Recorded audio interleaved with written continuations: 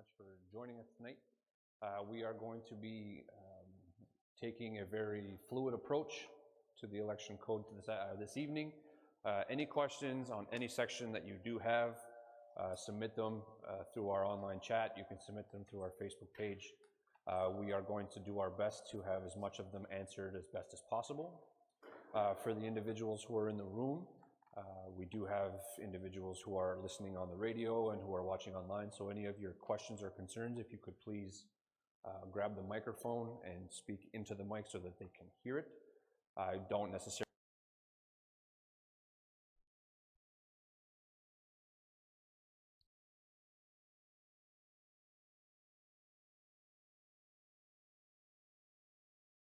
online viewer, I want to make sure that they can hear what's being said. It gives them better context of what we're discussing today. So for those of you online, we've already started talking about the concept of a vice chief or a chief counselor, what that looks like, who that could be, you know, what the preferences for and against are, so on and so forth. So just to give you a little bit of context of what we're currently talking about right now, so you can adequately follow in discussion.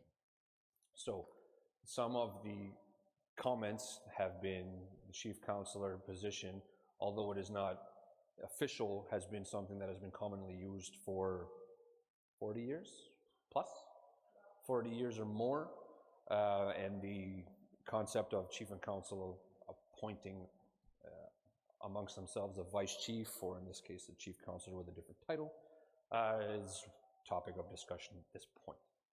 So if anybody doesn't mind, we can get the microphone to you if you have any concerns about the section, or if you have any suggestions of what that could be.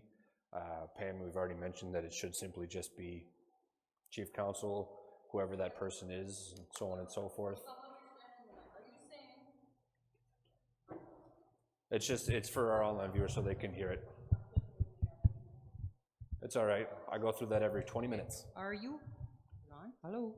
Okay. Are you saying that you guys want to put in that word vice because you want the chief and council, whoever come in, are elected, you want them to vote within the chamber to say who's going to be chief counselor after?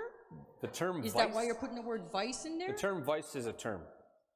But it's not a term, because a lot of elders, they know they go by chief counselor. And the people voted these counselors in. Yep. And the person with the highest votes as counselor always was chief counselor, and that's the one that's going to have second in power.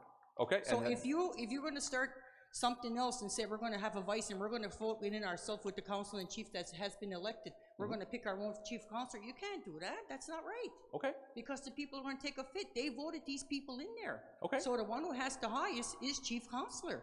Yes. Below the chief.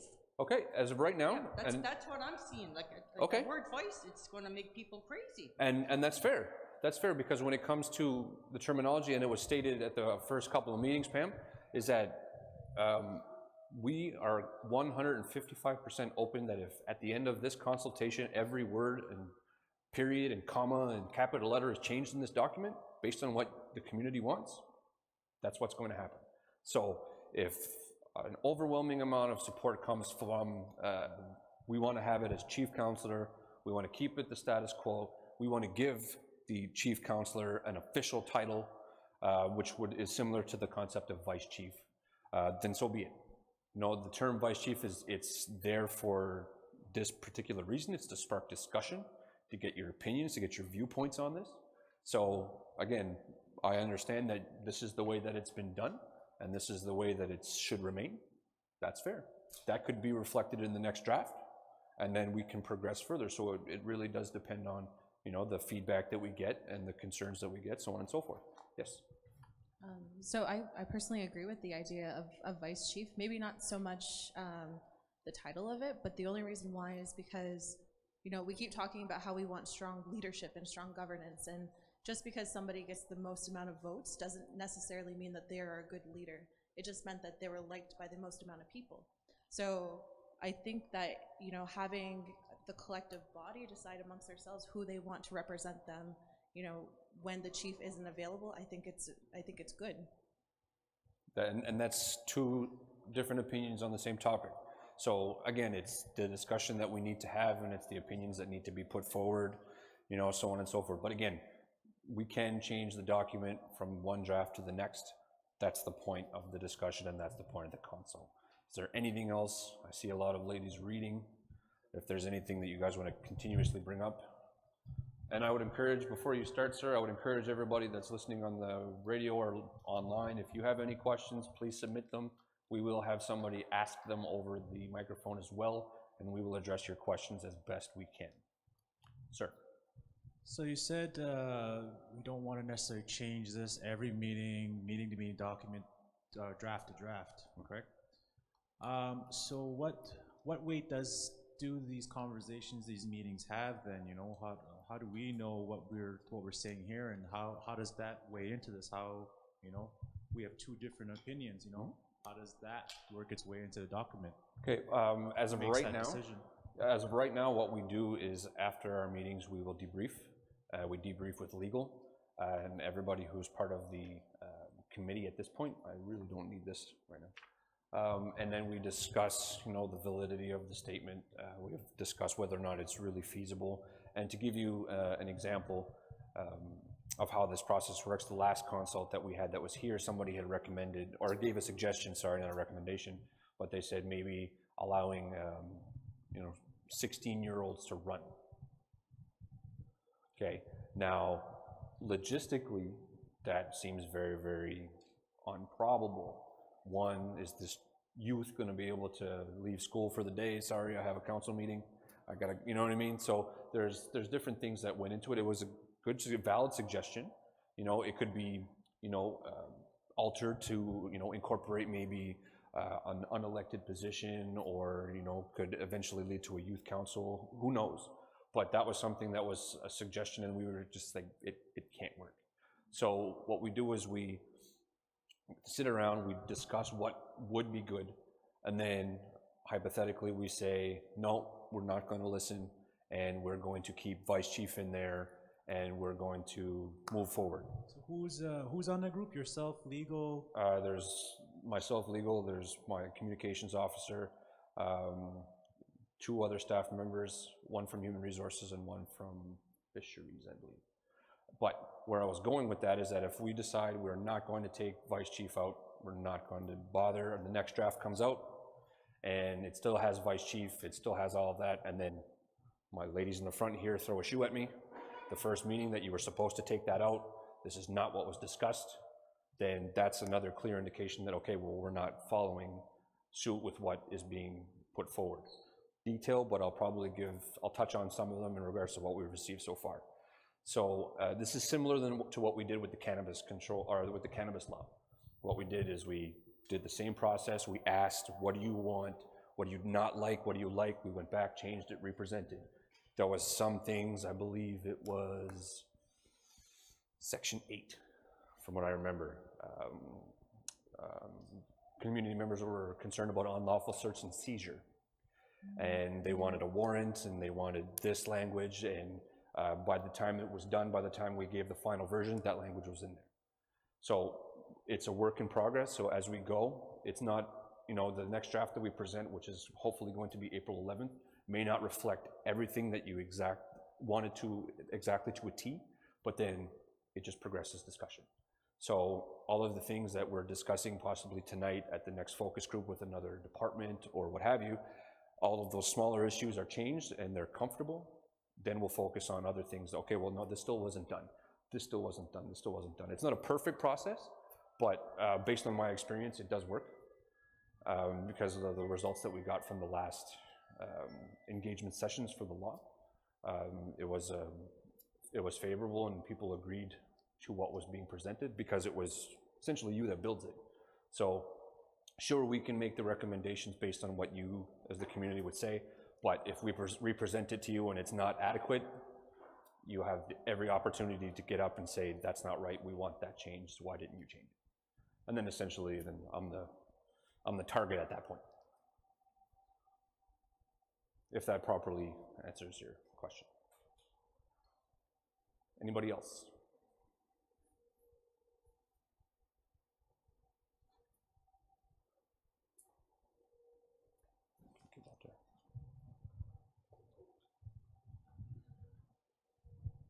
Can we talk about the 4-year terms? Absolutely.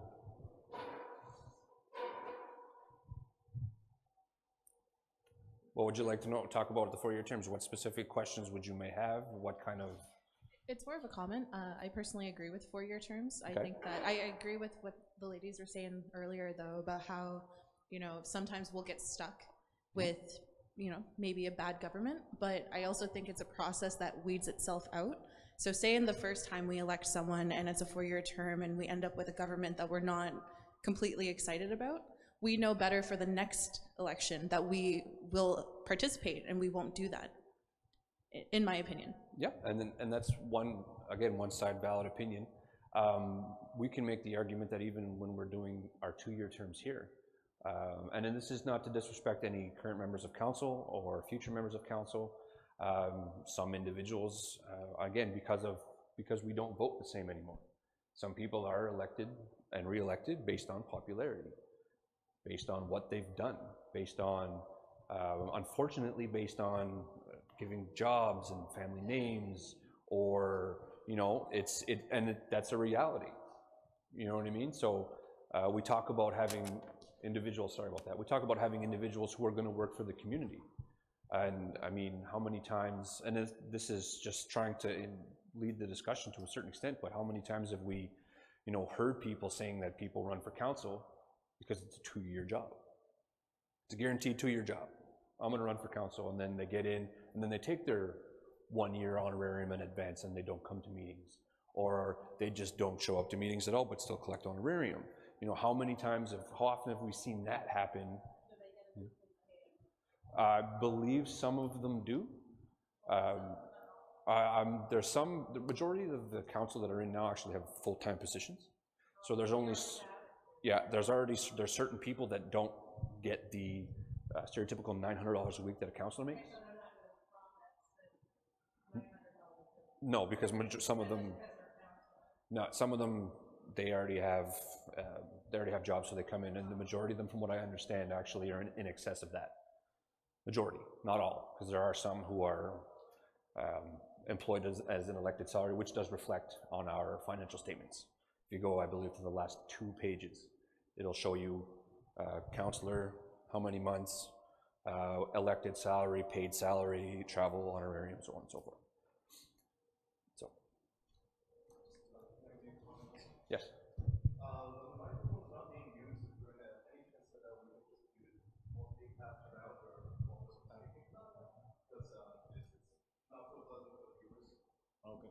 Sorry, viewers. Technical difficulties. No, I just wanted to, oh, there you go, nice and loud now, the voice. I just wanted to support what Ali was saying, that, you know, I also support the 4-year term. I think I feel that the community is ready for a 4-year term. Other communities might feel different, might feel 2 years is still appropriate, but, you know, growing up, working in the community now, you know, I definitely see the changes that we're seeing in our youth. We're getting more organized, lawmaking, lots of good stuff going on, and you know, we're seeing a change with our council. You know, we're getting more youth representation. You know, social media can be a good and a bad tool, but you know, it's bringing a lot of things to light, you know, versus before. So I feel like there's a more access to information these days. And you know, based on that, you know, I feel our community is ready for a 4-year term. For the record. For the record. Now, I do understand at the same time the other side of that coin, where if we're voting in, you know, the wrong people, yes, we are stuck with them for 4 years. To a certain extent, as I mentioned earlier in our previous discussion, but I'll reiterate for our online viewers, that we still do have a clause for removal. So, and I understand the comment in regards to, will that actually be enforced?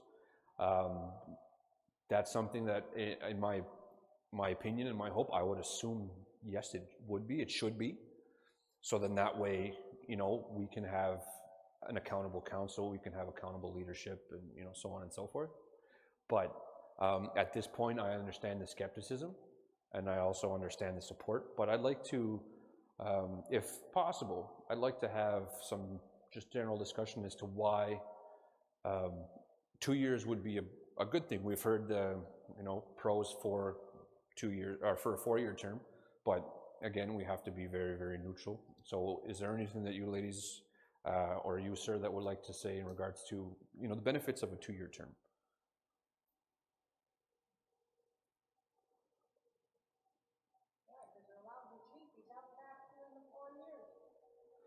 And again, I come back in with, there is grounds for removal.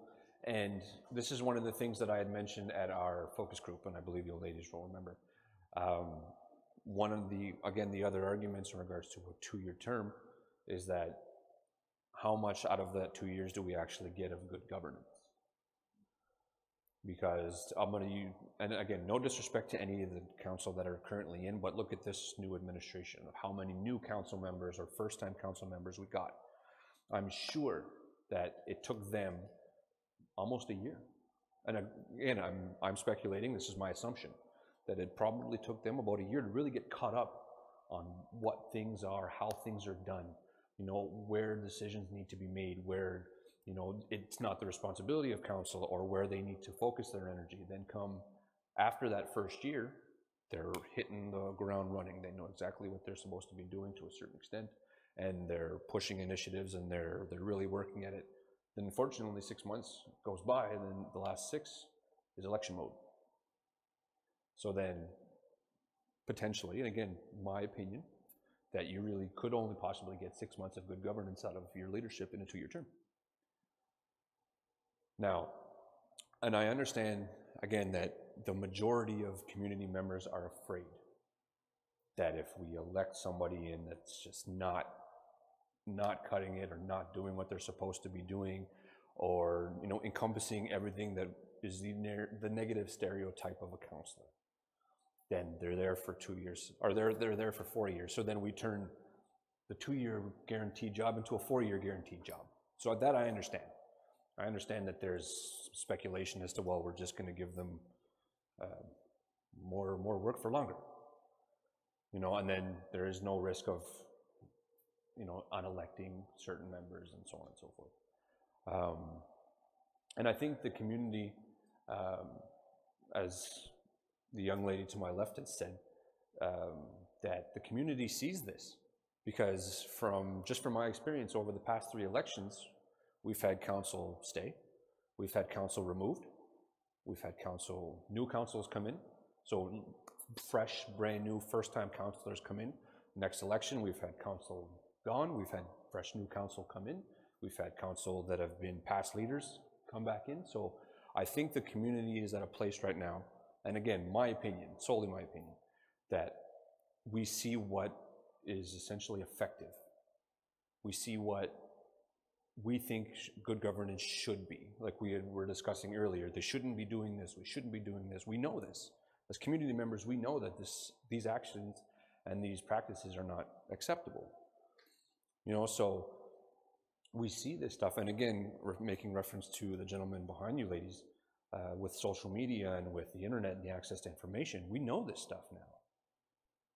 You know, before the dawn of social media, and it is my realm of employment, so I don't want to knock it too bad, but we didn't necessarily always know who attended council meetings, minus, you know, either hearsay or the people who attended.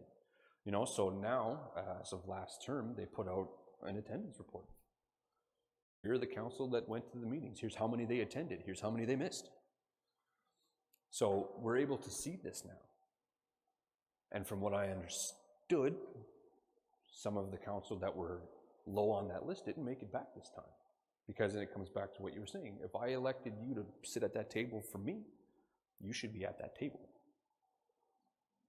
So again, it's to see the term for what it can be versus what it is now. So we've already gotten, even, and I'll make this reference, in our survey that we currently have online and at the band office, which if you haven't done it yet, I encourage that you do. Today and tomorrow will be your last day to get a $50 gift card for your participation. So you can pick one up at the band office, or you can do it online, and the link will be provided to you. Is that we have a very, very broad spectrum of people saying 4 years. We have people saying 3 years, we have people saying 2 years, and if you look at what's there, 4 years is actually what's leading the way. Now, 2 years is still very, very close, so it's, right now it's a toss-up. That's why we can't essentially just take that information and take it at face value. We have to incorporate everything in conversations and so on and so forth. So the debate is out there. Now, I'm not entirely sure if it's solely the youth that are pushing for a 4-year term, or, you know, vice versa, or if there's a mix of youth and elders, or, you know. So it's something that we really need to just really think about. And the process for this is going to take a while. So for all we know, you could convince pro 4-year term. For all we know, you could convince pro 2-year term based on the discussions we have. And I hope that every discussion that we do have is open, it's transparent, with no, you know, negative implications. Nobody gets blackballed or disrespected in any way, which hasn't been the case for quite a while, which is a good thing. But other than the term and structure, sorry. And if I ramble, please let me know and kind of. So I apologize because I'm kind of jumping all over the place, but no problem. I was hoping we can also talk about the even number of votes. So that's on page 14. So it's just in the back, and it talks about where in the event that there's 2 or more candidates who have the same number of votes, yes. Basically it's going to be like a name draw. Yeah. So I personally disagree with this one. I can understand the benefits of it, like it's more cost effective, but in the event that, you know, there's, like, I think in our last election we had, but three of our last 12, like the 12th councillor position, there's 3 people with the same amount of votes, or like I believe at the that was bottom of it. The 13th councillor. Yeah, well, yeah. So in the event that, you know, something like that were to ever happen, and like our last or whatever councillor, there was like 3 who had the exact same number of votes, I would really like the opportunity to have a say out of those 3 who gets to sit on council. Okay. So it's kind of like one of those circumstances where it's like, you know, it's going to be very rare if it happens, but if it happens, I don't want to put all 3 of their names in a cup and then pick one out and say, hey, this is who's going to represent us for the next 4 years if the 4-year terms were to pass, or 2 if the 2. Okay, so you are essentially trying to incorporate, I'm just trying my best to find it here. Page 14. No, the other aspect that I'm trying to figure out here. Because we do have a clause in here for a by-election if somebody's removed and if somebody is taken out of council, as to how that process would work. So you're essentially stating that, you know, in the immediate time to follow, we would want to have another election for the 1 vacant seat for the 3 individuals, is what you're... No? So I'm saying, like, in the event our 12th councillor yes. has 3 people who have the exact same exact same number of votes. Yes.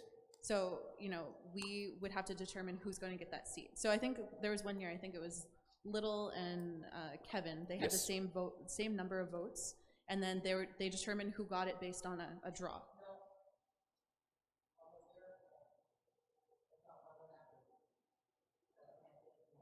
But at the same time, there are First Nations communities that still follow that common practice, because according to the Indian Act, that's an option. Okay, well, if it didn't happen, that's good then. But what I'm saying is that because like that's how this is written right now. It's mm-hmm. written in the sense that, you know, if that were to happen, we would have a draw and that person would be the winner. Yep. So, okay. But that's what it's saying. And that's what it's saying here, though. So it would make it law. According to, I believe, under the Indian Act, that's the practice that takes place. Like I said, there's other First Nations communities that have actually done that.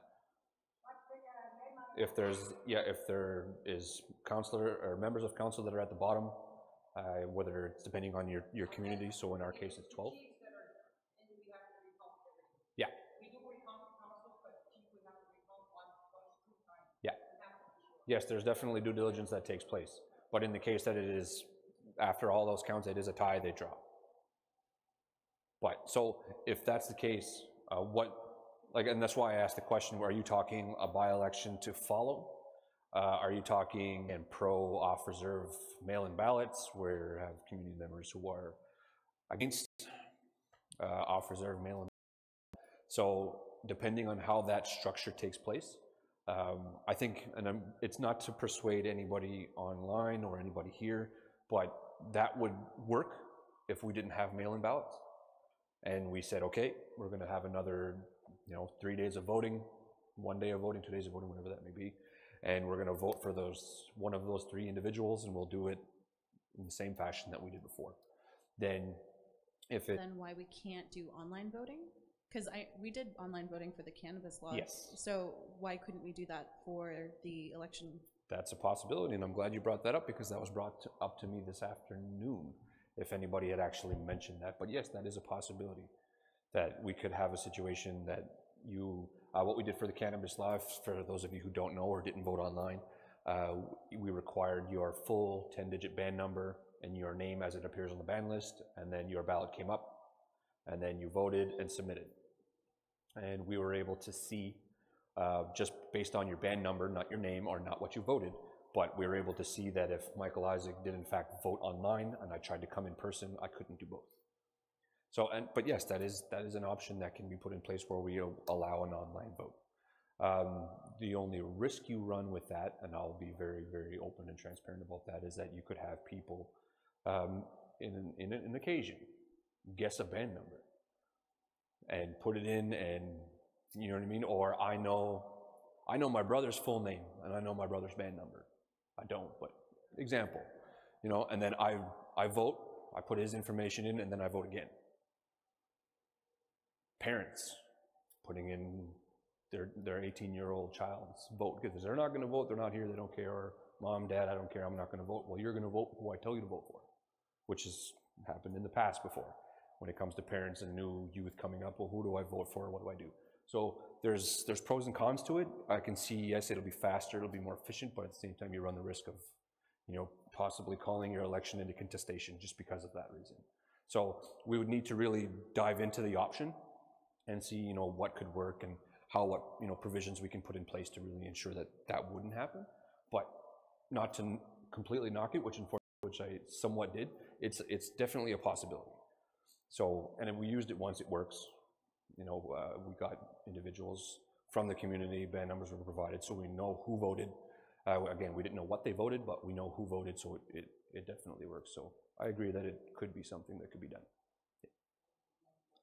And again, depending on what we decide to do as a community, right? Because there's pros, there's cons, and again, one, because it wasn't in the mic, so our viewers didn't get to hear what was said. So you're basically stating that if we remove the clause from the election code, that Chief and Council will essentially make that decision to say, here's how we're going to do this by-election, or so on and so forth. Again, possibility that could be done as well.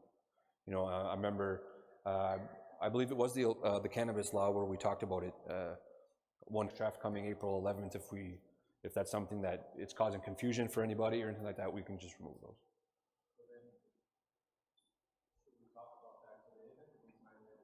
If you'd like to. No. I'm just trying to make sure that that because it's highlighted, it doesn't necessarily mean that it's of super, super importance. And if it's confusing and making us, focus on sections that we don't necessarily need to, then we can remove the highlight. But yes, if it's something that it catches your eye and you feel that we should be looking at that, then absolutely we can go through it and explain as best we can and talk about it and discuss. Because it's in there a few times. There's yellow and there's green.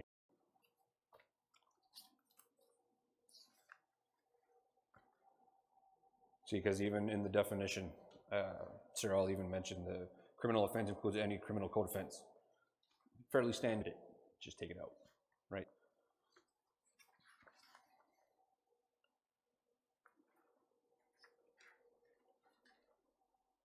And okay,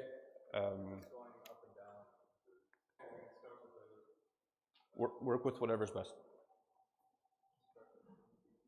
Okay. I just want to make the same comment that we had prior to what work is being done to ensure that the file that you're working on, election code, is aligned with the CC. Because you know, there's 3 drafts, and, you know, to make sure that we're aligned with each other, to make sure that you're all pushing in the same direction, you know, when, if not already, you know, is that work going to be done? Earlier this afternoon, that the CCP has some valid information, because you, the community members, and you, the community members here, did do a lot of work in regards to what the community wanted to see moving forward, and so on and so forth. And there was work done in 2012. There's currently work done being on the CCP, so that, and I apologize to the community for that as well.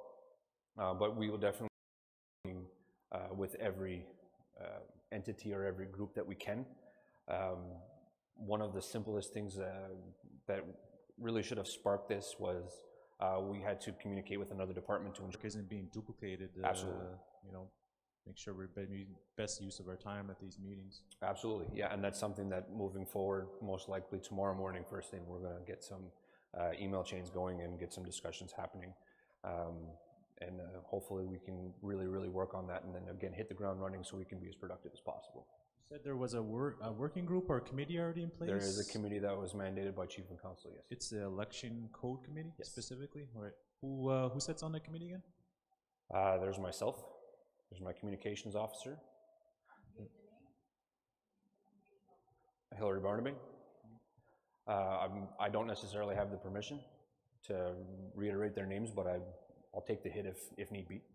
I have Hillary Barnaby, who's my communications officer. There's Rose Vicaire, who is our policy analyst, I believe, in human resources. Correct me if I'm wrong, and if I'm wrong, I apologize. Denny Isaac, who works in fisheries, and Nadir Andre, who was our legal counsel. And you also said that terms of reference hasn't been drafted yet. No, there has been no terms of reference drafted for this specific committee. Will there be, or do you think it's necessary? I agree that it would be necessary, yes. Unfortunately, again, I possibly dropped the ball on that to not have that implemented prior to. Unfortunately, due to the circumstances in regards to how this committee was actually implemented and how the consultation started, it wasn't done. There was no linear direction or linear process that took place. So again, that would be our fault, and I definitely apologize for that we don't have the structures in place that are that one would deem adequate, and I agree that they are adequate. So I think that's something that, again, we'll be working on moving forward to try to ensure that this goes well over as smoothly as possible.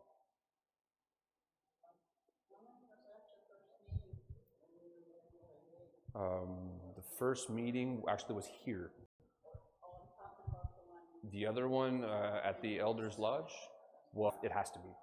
So officers will get their mail-in ballots, so on and so forth, and we'll follow the same process. And I believe the suggestion for that day was, I believe it was Denny who made the suggestion, simply to put, you know, Listuguj of Mi'kmaq, our Mi'kmaq ancestry of Listuguj, or, you know, subsequent, or unless otherwise defined by a membership code.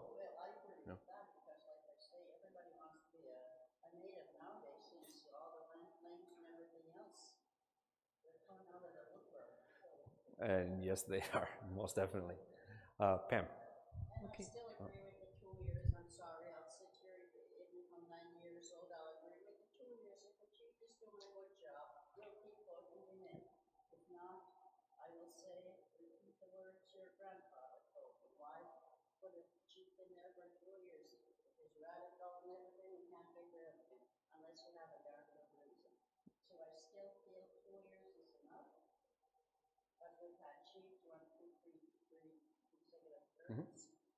So it doesn't, they must be doing a good job. And the ones that didn't do it, we'll keep them 2 years and not move forward. Okay. But I have a lot of relatives. Well, sometimes, yes, they have a lot of relatives, but sometimes the chiefs do good too. No, for sure. Most definitely. Pam? And the counselors, I still feel the counselor, he's not there to represent you. He's not there. Yes, if he's sick, he has good reason, or he's out at another conference. When the chief sends you out, you have to go. Yeah. Then there's an excuse for that. But when all the people from the reserve vote for these people, they want to be represented. Yep. No, for sure. Just for you to sit home and collect your honorarium. And one of the things that, even in regards to, we mentioned social media development and technology development. And I mean, this is just my suggestion, my opinion, even a counselor who's homesick can still call in and be a part of the discussion and still voice their opinion and still hear the discussion that's taking place. So, you know. Some meetings and have on the chief can't even go to meeting because of the councils are on board. And they know that every month at a certain time they have to have an emergency meeting, everything is called in, everyone is called in. Yep, and I'm pretty sure in regards to that, there's still a process that every counselor is notified to some capacity of when meetings take place and what time they're going to be at and what's on the agenda. I'm not entirely sure of how early the agenda gets sent to them because just instances that I've seen, there's changes to the agenda 40 minutes before the meeting and so on and so forth, which is possible. That could have been common, you know, even, you know, in past administrations, but, you know, I see that taking place, but every counselor, I believe, is notified to some capacity. Yes, so I agree, yes, they do know, and they should be, you know, at those meetings. Absolutely, and I would agree with you to say that that's why you run, to represent your community. If I'm wrong, you know, I apologize, but I agree with that, definitely. Pam?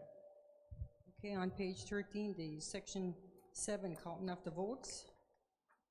Number 22.3, and section C, it says a mark other than X or check or V mark. Are you going to change that? Because that's not how we go. When we do the votes, we take everything.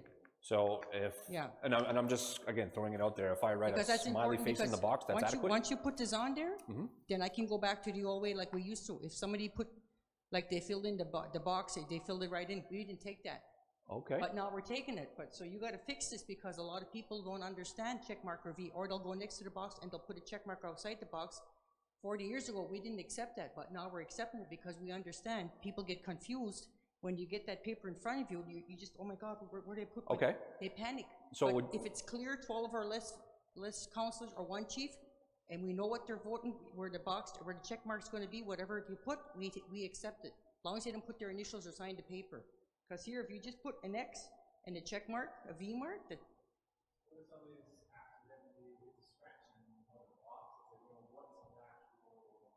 They come to me and I give them a new ballot. We void that one and we give them a brand new one. Okay, so yeah. Would you be suggesting eliminating it, like you mentioned changing it, so I'm just throwing hypothetical out here.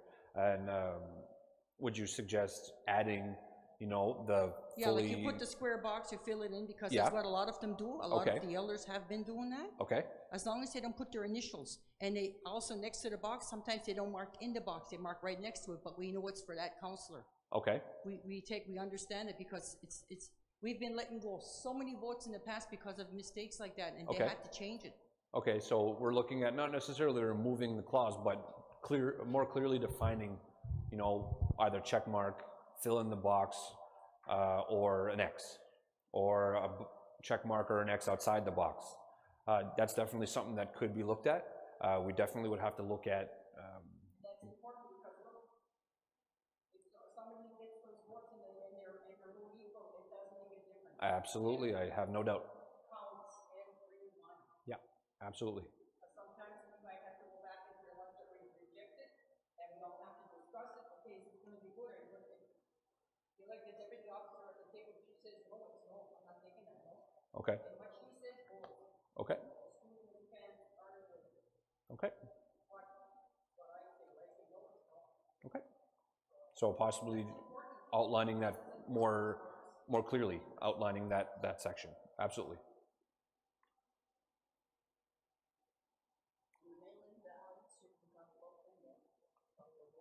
Would you like to talk about mail-in ballots? Okay, so we have individuals here who are against the mail-in ballot concept, which is totally understandable. We've had individuals be, again, for and against. So are we talking completely eliminating? Are we? It's for our online viewer, so that they can hear the context of the question.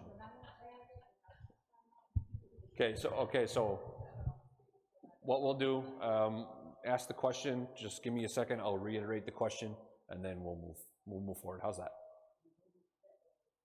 Mail-in ballots, If they're going to school, yes, or if they're working, yes. I don't see why they can't vote. I'm talking about people who don't live on the reserve, who never plan on living on the reserve. Okay. I don't see why they'd be voting because they don't know anyone on the reserve. Okay, so the question that was asked was, you know, if you're, or stated, not the question, but the statement, was that if you're working, or if you're a student, or if you're just away for whatever reason, and you are from the community, I would assume that there would be a limitation of some, like you have to have been here for a certain amount of time, or, you know, so on and so forth, that they should be able to vote. And rather than the individuals who have never seen Listuguj, don't know where we are, have never been, so on and so forth, or don't know who to vote for. I would say you might be suggesting some sort of hybrid model. That seems to be, well, first and foremost, and I think I've had this discussion with the lady to my left again, if you're a student, not all the time, but if you're a student, school's done in April. A university student's done in April. Now, I know there is summer intercession, and there's courses you can take over the summer, so that what normal universities finished in April, so you have May and June to come home.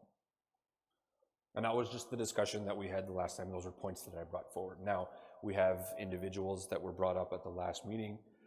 They stated that, you know, I lived in Ontario, and for me to come home, there's not necessarily work for students. I'm not just gonna come home just to come home, to where I have a steady job, I have, you know, a life, I have so on and so forth. So my summertime is my work time in the city or the town where I go to school. So then, do we omit those types of people? Do we say, well, you know, because the common statement that we get is you should come home and vote. Other people said, I've come home to vote when I worked in the States, I came home to vote. When I worked here, I came home to vote. I lived in the States, and I never came home and voted. I didn't know who was running. Mm-hmm. Okay, so you, I was just in voting because I wasn't living here. okay, so you also, again, are just bringing up the concept of running the risk of, you know, somebody calling home and saying, who do I vote for? I don't know who I'm voting for. I don't know these people. So who do I vote for? Tell me. You know, then you run into that possible scenario as well. Yes?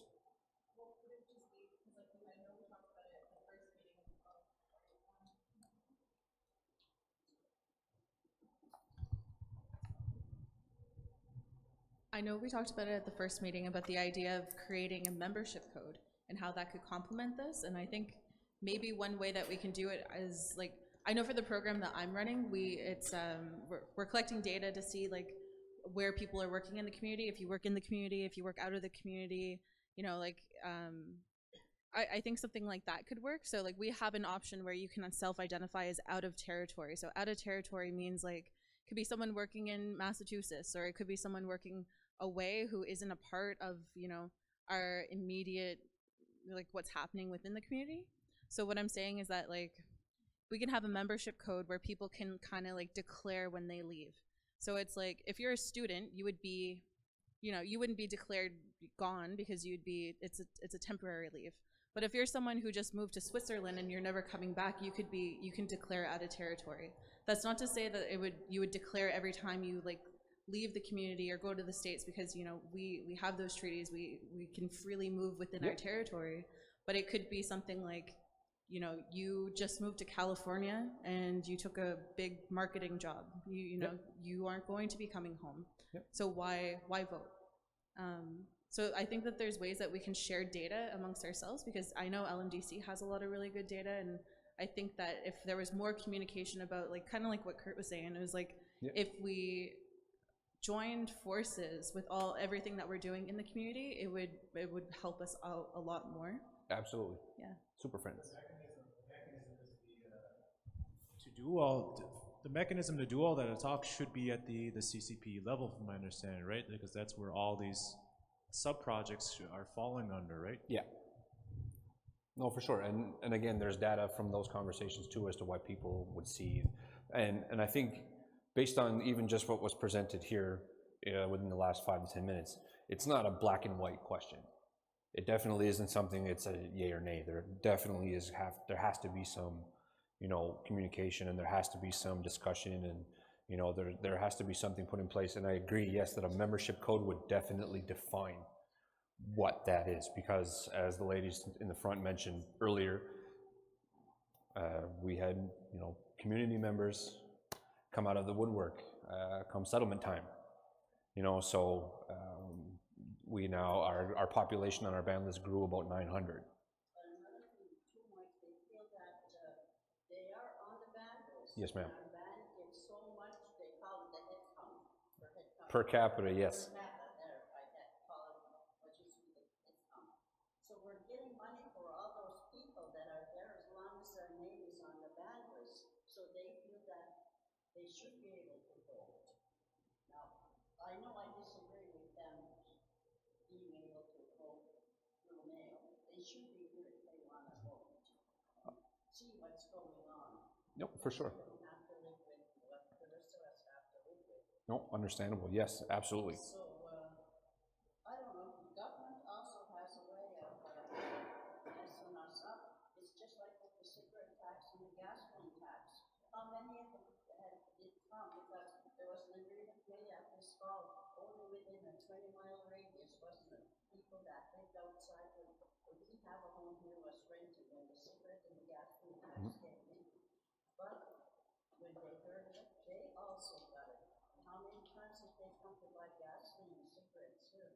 I know I got cigarette tax and I don't smoke, but No, for sure. it was given to everybody. Yep. But I moved on the reserve. And the government really put a stop to that, so everybody got it. As long as your name was on that band list, you got the same thing that the rest of us. Yeah, and in regards to the head count concept, I had working communications. I've received multiple inquiries, if you will, and the due diligence that I did, and I may be wrong, but I did this maybe 2013. That based on our direct funding from INAC, that is not program services, like specific proposal-driven funding. If we, because one individual threw a number at me, I should start off. They threw out upwards around $17,000 per person. That's what the band gets. And based on that information and our band list at the time, what we get for funding from INAC and plus our own source revenue didn't even equal what we should have been getting according to that community member.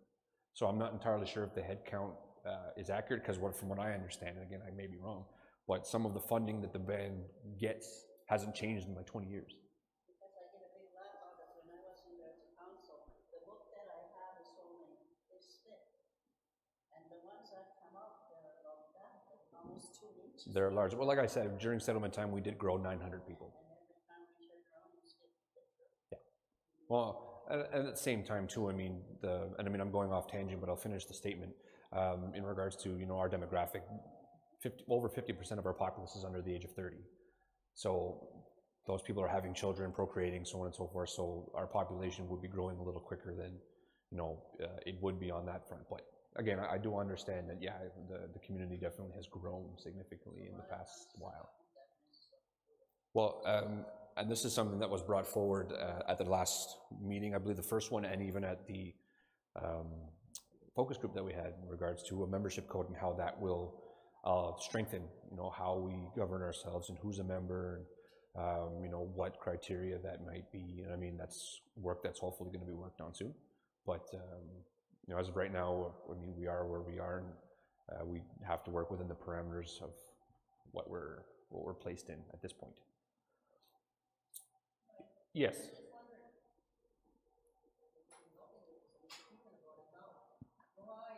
Yes. Yes. They have their own custom election code, I believe. They opted into they opted into a 4-year term. So. Oh, I couldn't speak to that. I don't know.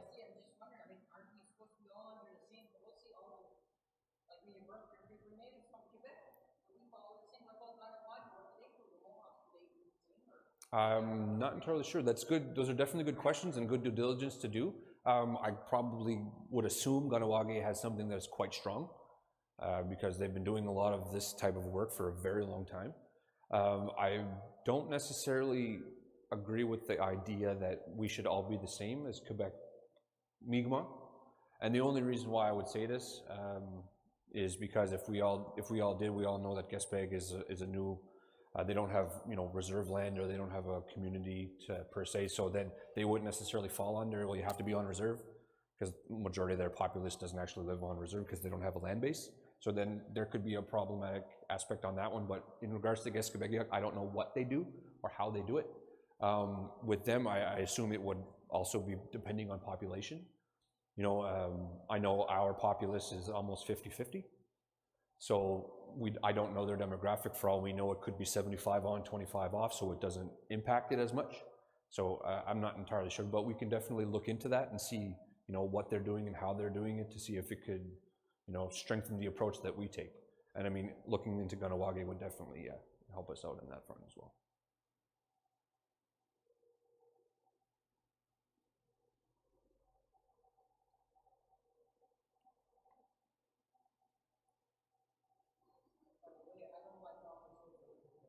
And that's fine. And again, we've had situations where people have brought up, again, the pros, the cons, the for and against. And that's why I kind of, when the suggestion was made and Ali made somewhat of the same suggestion, and to a certain extent, is having like a hybrid system in place. Just to finish the thought, some people have suggested, just in passing conversation, not necessarily in the focus group, but I believe I did mention it at our first meeting, to have, you know, essentially you request your ballot. Because if I'm in, you know, Calgary, I'm going to the University of Calgary, for me to fly home to vote cost me a good $2,000, give or take. So I could simply state that, look, it's going to cost me $2,000 to come home. I don't have that kind of money, but, you know, Deputy Electoral Officer, my name is Michael Isaac, my band number is, my date of birth is this, here's my address, I would formally request a ballot. Then,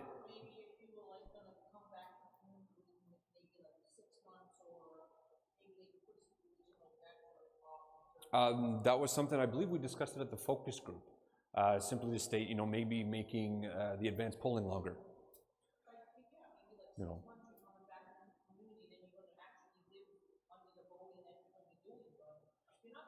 Not always the case, though. There's some people who may have aspirations to come home, but whether it's housing, whether it's employment, whether there's multiple factors that would come into whether or not somebody, you know, would come home. Now, one of the things, again, and this came up in CCP actually when I was assisting with those consults in 2012, a lot of the people who left here, you know, back in the 50s, 60s, they left because there was no work. And they left because they needed to provide, for their families and so on and so forth. Now, some of them have stayed and they've procreated and their families have developed where they were, but at that point, it wasn't their fault that they had to leave. So those were some of the arguments that were being kind of thrown around. So, no. I don't want to lose my thought, so then I was considering like just cutting the reserve voting off altogether? Not necessarily.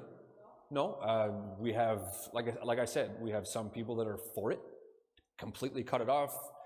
We have some people saying, you want to vote, you come home, which is essentially what would be, because according to law, we have to allow them to vote.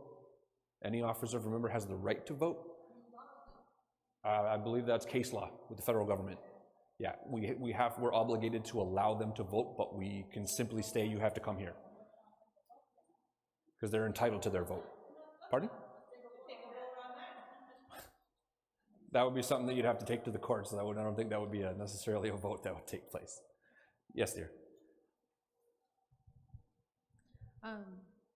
So I know at the last meeting we talked about how there was instances where people got multiple ballots. Yes. And then they were sending in those ballots and they were still eligible to, vote.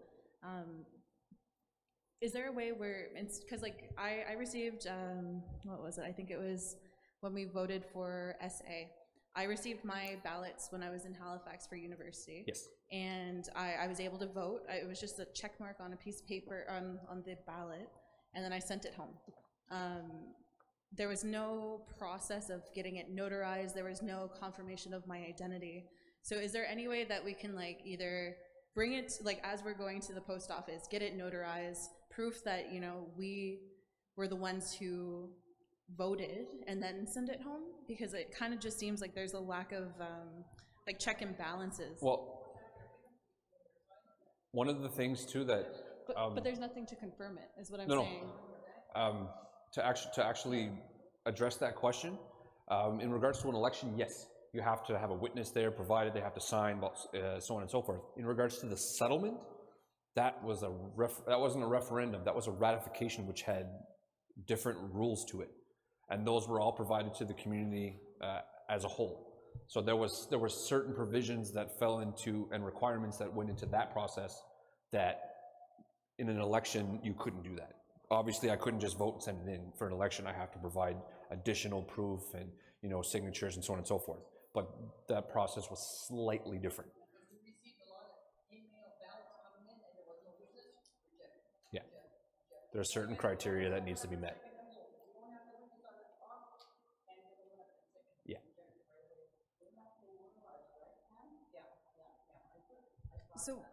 So my question isn't necessarily about like witnesses. I'm saying is like, do we have confirmation of like ID?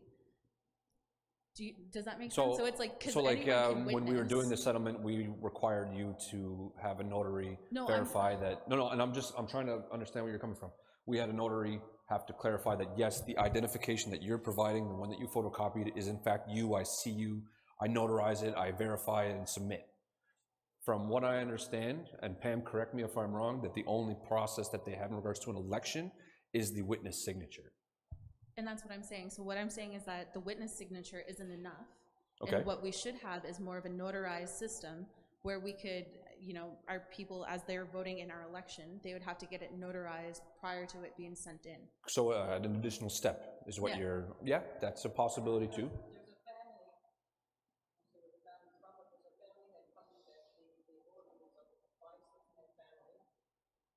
And the parent will sign, they'll have their witness, they'll have their band number and everything, and then when the child, because we look at the date of births also. Yes, ma'am. There's no band number. They're using their parents' band number. So that's a rejection right there. If they're 18, they should be already having their own band number, and they're still going under their parents. It's like, from what and again, correct me if I'm wrong, but even when you're born and you're not born with your own band number, before I got my own. You have your parents' band number. Yeah, you have your parents' band number, but I had my mother's band number, but I was 02, not 01. Okay. Okay. Okay. Yeah, so that's where you would be different. Okay. Because I remember for the longest time, I had my mother's band number, but my mother's ended 01, mine ended 02. So that was my band number, which was associated to me and me alone. So now, and I understand that where that could come into conflict, where somebody just submits, yeah, like my band number is 4 digits, and I just put the 4 digits. I don't put the entire 10. That I can see, yeah, that could be problematic and a headache for sure. But just to follow up on Ali's statement, yes, that is something that we can definitely put in there. Say yes, we are going to allow officer voters, but they must meet certain criteria. They must provide certain documentation or a notary or so on and so forth. Then that is definitely something that could be put in there, yes. Just want to make a comment on that.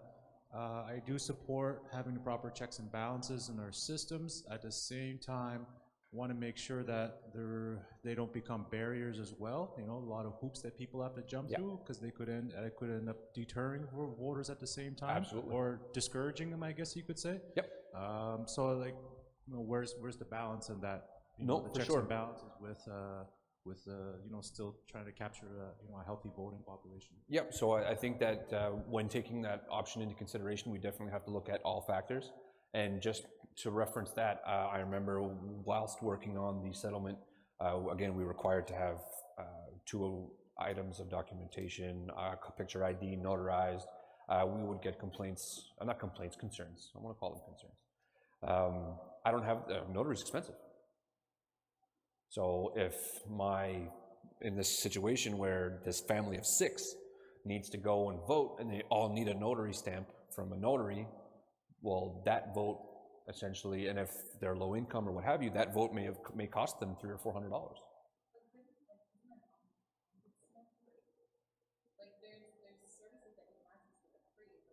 Some, not all. I know that in some states it's not. I know that in some states it's not. I know that, you know, here we can go to the police station and they can do it, or we, you know, I believe Roland's a notary. You can go see Roland. He'll do that. You know, so it's easier, you know, at a lower level or at a local level. But we have to also be considerate to, you know, some of those people. We have a community member in Geneva, Switzerland. Do they have notaries? I don't know. I've never been. So, or is it something different, or is it labeled, you know, and what is it over there? Is there a fee? Is it free? Is it, you know?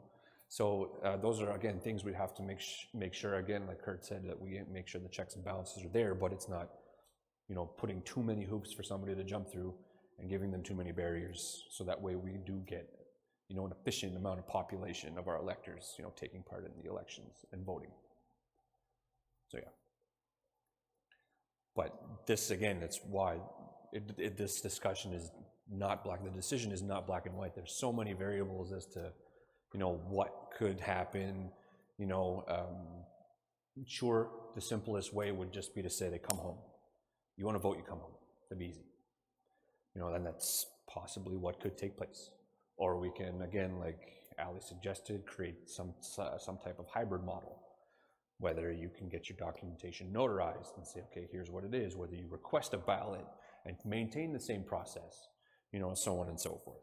So it really depends, and these are the type of subjects that I think personally are not going to get rectified right away. I think that these are going to be some of the big topics that we're going to be talking about next draft, and then we'll talk about the draft after, you know, so we're going to try to get it as clean as we can, but some of these bigger decisions could take a little bit longer to, you know, to come out.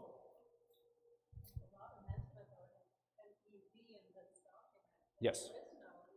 No, there currently is no ED. Executive director, we do have an acting senior director right now. I would agree, sure, yeah, I would agree, and the ED is referenced, and again, just to clarify, as per definition, it could be the senior director, director general, so on and so forth as well. But no, I do agree that if it is somebody's going to be referenced in a document, then they should be, the position should be filled. No, I agree. Pam? The off-reserve ballots. Yes, ma'am. Okay. They're coming in the mail. Yes. They go to the band office. Do you have a safe at the band office to lock these up at night, or where are they going? From what I understand, that when an off-reserve ballot comes in, and even the advanced polling, when we get to go in and advanced vote, those are sealed and locked in a safe, off-site, and they're not touched until you guys start counting. Do you think that's right? I don't think that's right. Because I know when we're doing the election, yes, we seal those boxes at night, and the cops are there all night, and they're sealed, and all our signatures are on it, and if that seal's broken, we're gonna know. How do we know who's ever taking these ballots out of the band office every day? Because they're coming in every day, every day. Yep. So every day, that person's taking those ballots out and bringing them where? I'm not entirely sure. That'd be we need to know this. That would be a question for your electoral officer. That's why I don't like off-reserve ballots. I understand, but you also, what you're describing as of right now isn't technically an off-reserve ballot. That's an advanced ballot. Structured the same way. But it's still not under security. I mean. But and again, we're making the assumption you don't know, so therefore you'll question, which is understandable for sure. Know, because I know where my ballots are at the end of election day. They're in that box. My suggestion would be to. And the cops are there all night. I know where those are. Yeah. My suggestion would be to speak to the electoral officer on that. I don't know where those are every night. My suggestion would be to talk to the electoral officer. Until I get them on election day. Mm-hmm. When all the doors are locked and everything is sealed, that's when those ballots come out. Boxes and boxes and boxes of them. Yeah, and that's a question that I can't answer. I would suggest you talk to the previous electoral officer. They'd be able to give you that answer right away, I would assume.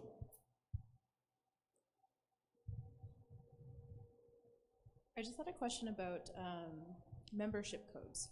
So in the event, say we did have, if we did create a membership code, Yes. are we allowed to make our own membership cards on top of the status card? Because I guess my question would be, so like kind of going back to online voting, like, you know, it's pretty easy to get access to people's band numbers on reserve. Unfortunately, like we don't have any data sharing policies, and it's like I can get a lot of information on people, and I shouldn't have access to that. Yep. So what I'm saying is that if we were to have a membership code where we issued our own membership numbers, each number, and like topped with a data sharing policy, we can create a system where we could actually issue numbers to people so that they can vote online, where their information would be protected, because there would be that policy in place that would allow us to keep that, you know, those numbers confidential. We could treat it like a SIN number. Yeah, and that way you can administer an online voting system, and it wouldn't be kind of like, so we couldn't be like, oh, well, you can guess a number. Well, we would have like these special numbers created, and we don't have to model the same system as INAC with like the reserve and the number and then the identify last two numbers. Yeah, so that's possible. That would be one of my suggestions to kind of like, you know, bring that back, because I really do think online voting would make a lot of, it would just make it easier. It definitely would. Yeah. Yeah, based on what we saw for the cannabis law, yeah, it's definitely an easier process, and it allows people to, you know, engage in a faster and more efficient way. You know, I mean, it takes time to send the ballot out, fill it out, receive it, send it away, get it back, to where we got you know, results that night. But in regards to that comment, though, from what I understand, that if yes, and I understand that it potentially has. I wasn't there, so I can't speak for or against. But I know that I've had colleagues, I'll call them that, vote advance polling and then vote on the day of. And correct me if I'm wrong, that if you vote in advance and you vote on the day of, they discard your mail-in ballot or your advance polling ballot, and then the ballot that you submit the day that you're there is the ballot that gets counted. So they don't even open the one that you mailed in or advanced or did in advance. I think it's your band number and so on and so forth. If they, yeah, see, so there you go. Yeah. But maybe what you could do instead is have the online voting go maybe like an hour later. So you take the online voting, and you could even put like a disclaimer, I would imagine, at the beginning, being like, by opting into this, you're agreeing that this is your vote and you cannot go in person or something like that. I'm not sure if it's legal, but yeah, that's something we'd have to look into. You could look into. But again, the online aspect is something that we definitely need to look at. And again, it all depends on how we want to structure it. So I mean, again, if it comes back down to, you know, you have to come home to vote. Although the online that we did do, it was simple. We were able to see who voted. We saw them via band number by their name, because that's how they logged in. You were not, and I tried it. Hillary and I, we both tried it to see if we can log in again, vote again. It didn't allow us because we had already utilized the one attempt that we had. So when we did it for cannabis, it didn't work. And that I agree as well. Yes, that you have more times to make mistakes and contestations, so on and so forth. For sure. Yeah, and I want to kind of build on that, what Ali said too. You know, again, I like the use of technology. It helps access a different demographic, and you know, and we don't have to implement this all at once to include all of, you know, the types of voters we receive. Why can't we just pilot the project with just on reserve voters, and then, you know, see how it goes from there, you know, take you to the program in baby steps, and then we'll start looking at other types of voters. But, you know, I just don't want to exclude a technology. You know, it's just like social media is so prevalent now, but we shouldn't exclude it as a valid way of communicating. Same thing as online voting. No, for sure. And when it comes to a lot of things, I mean, as humans, we fear what we don't understand, and we fear change.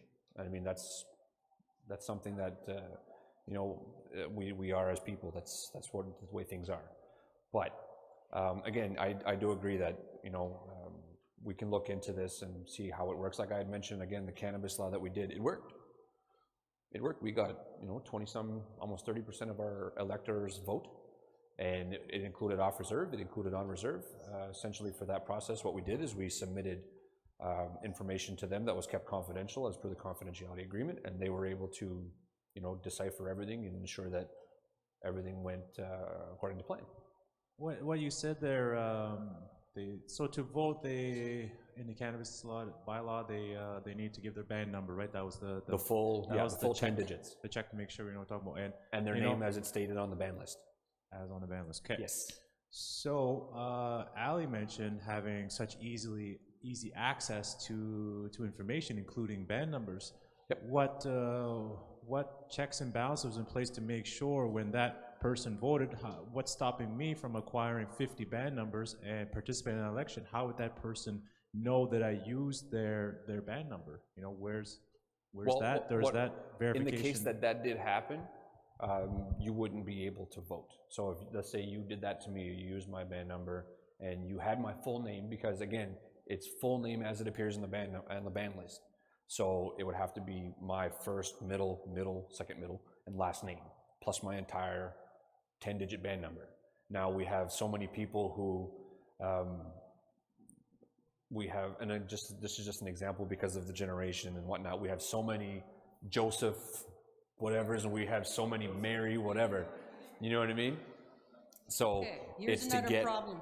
It's to get everybody's, and again, because what we did is we submitted them the names, and it had to match. If it didn't match, if a letter was off, it wouldn't allow you to do it. Absolutely, and I can rebuttal that argument and say, even in regards to her suggestion, who's to say that that stays confidential? Because the ban list, realistically, even when I worked on the settlement, I had to get special authorization to access it. But there's people who've got ban lists all over the community with numbers, with birth dates. So what happens? This is what happens to us. I'll give you an example. Yes, ma'am. We'll have this person that comes in. Yes. The lady at the door is going to say, okay, Martin, go to Martin's to go see Pam. She's under Martin's. So we look up the girl, this near looks up her band number. Okay, her name. That's not my name, but that's my band number. I said, well, is that your maiden name? No, that's my married name. I said, well, what's your maiden name? So we got this girl running back and forth. Yep. Martin's Metallics.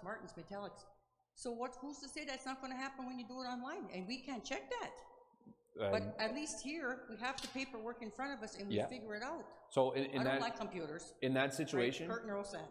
In that situation, like I mentioned, if her last name is Metallic, we'll use that example, and she puts in the band number, and on the band list it says Martin, then when she puts in Metallic, it won't work. No, and that's understandable, and that's something that when it came to, I believe it might have been settlement as well, where we requested to put your full name as it appears on the ban list, and we had so many instances. We had marriages, and we had divorces, and then remarriages, and then they didn't update their files, and so yeah, it definitely would be problematic. And I mean, doing it that way wouldn't necessarily be perfect. There's definitely due diligence that would need to take place. But again, we're simply conceptualizing and getting getting the ideas out there and seeing what could be, how it could work, and definitely having the what ifs talked about is essential for sure. So another suggestion I would have is so instead of in the event that we didn't have a membership code, so we couldn't issue a different member code on top of the ban list number. What if we just had people call, so they could call Tina and be like, hey, I live off reserve, I really want to vote. Tina could then issue a key. You know what I mean? This key, you have to insert this, with this amount of capital letters or whatever. Everyone would be issued their own, and then that way, on the day of the election, they could go and vote. So it'd grant them access to, you could probably program it so that they would only have access to it within so many hours. They would have to, put this special key in on top with their exact name and their band number, and then that could kind of act as a check and balance. Sure, possible. Again, and it's suggestion, and that's pro. 4 could be, I need 4 of them for my kids. They're all here, but they're not in the house. I need 4 keys sent to this so they can vote too. You know what I mean? And again, it's just to pro, because I understand where you're coming from, that yes, the database would be effective, and then you would provide, here's your, again, essentially your key, here's what you need to use to vote for an online system. Absolutely. Because it's giving more strength to the concept of simply just your band number and your full name. It's adding that extra level. But again, we have to be sure that we're not, you know, discouraging community members to vote in any capacity. But definitely good suggestions. They're being cataloged and taken and written down. So it's definitely something that we can look into and have further discussion on, because again, it's not something that's going to end today. So some of the concepts that we pull from these engagement sessions, the next meeting we have, here's what was talked about, here's what was discussed, and you know, hopefully we have more individuals here taking part, because this discussion is going amazing. And I'm encouraging our online viewers still to submit some questions, so that way we can, you know, address your concerns as well. Sir? If we can maybe switch the conversation over to general provisions, page 4, makeup of chief and council, 12 councilors. Yes. That was a hot topic, I imagine? Not as much as you would think. I would hope that it would really be, but I think the general consensus community, well, I don't know. How I feel is that that's too many councilors, and you know, when you have too many people sitting at a table, hard to come to any decisions. Absolutely. You know, my suggestion would be, you know, let's take a look at our internal structures. Let's look at the number of directorates we have. You know, how many directorates do we have? I believe 8. 8 directorates, 8 councilors maybe. You know, and of those 8 councilors, they could be assigned portfolios, which is, I understand, a common practice for a councilor to assign a portfolio. Yep. Doesn't mean they have charge of day-to-day operations, but they're overseeing, reporting back to the table. Just a suggestion, though, yeah. Like, you know, as 8 councilors, that would make more sense for Listuguj. You know, that might not work for other communities, but you know, I feel 12 is definitely too many. And that's something that we talked about in previous discussions as well, about, you know, how much is enough. What we're planning on doing, I'm going to sneeze again, don't do it.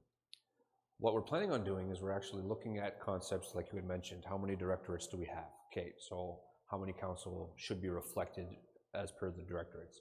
We're looking into combining the data that the Office of the Chief of Council has in regards to how many meetings they've had and what the average attendance was. So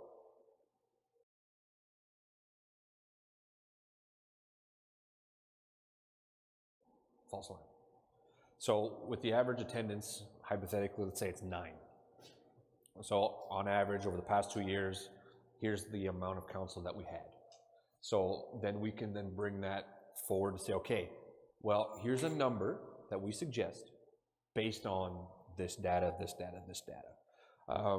According to the survey that we have in place right now, we have, I don't know the exact numbers, but we have more people suggesting less than 12 council than they do with 12 council. So, and I'm talking like as a whole. So if 100 people voted, maybe 48 said, and again, these aren't the accurate numbers, I'm just postulating. No, that's fine. I don't want them, because I don't want to, if anybody here hasn't taken the survey, I don't want to sway them in any specific way. So if out of 100 votes, 48 people said they wanted 12, and then the other 52 said they wanted something other than 12, well, theoretically you could say that the community, majority of the community wants something other than 12. But you can also say, well, majority of these people voted for this, this may be what they want. I think as of right now, it is, there's a 3-way battle on that spectrum. So it's definitely something that definitely needs to be looked at.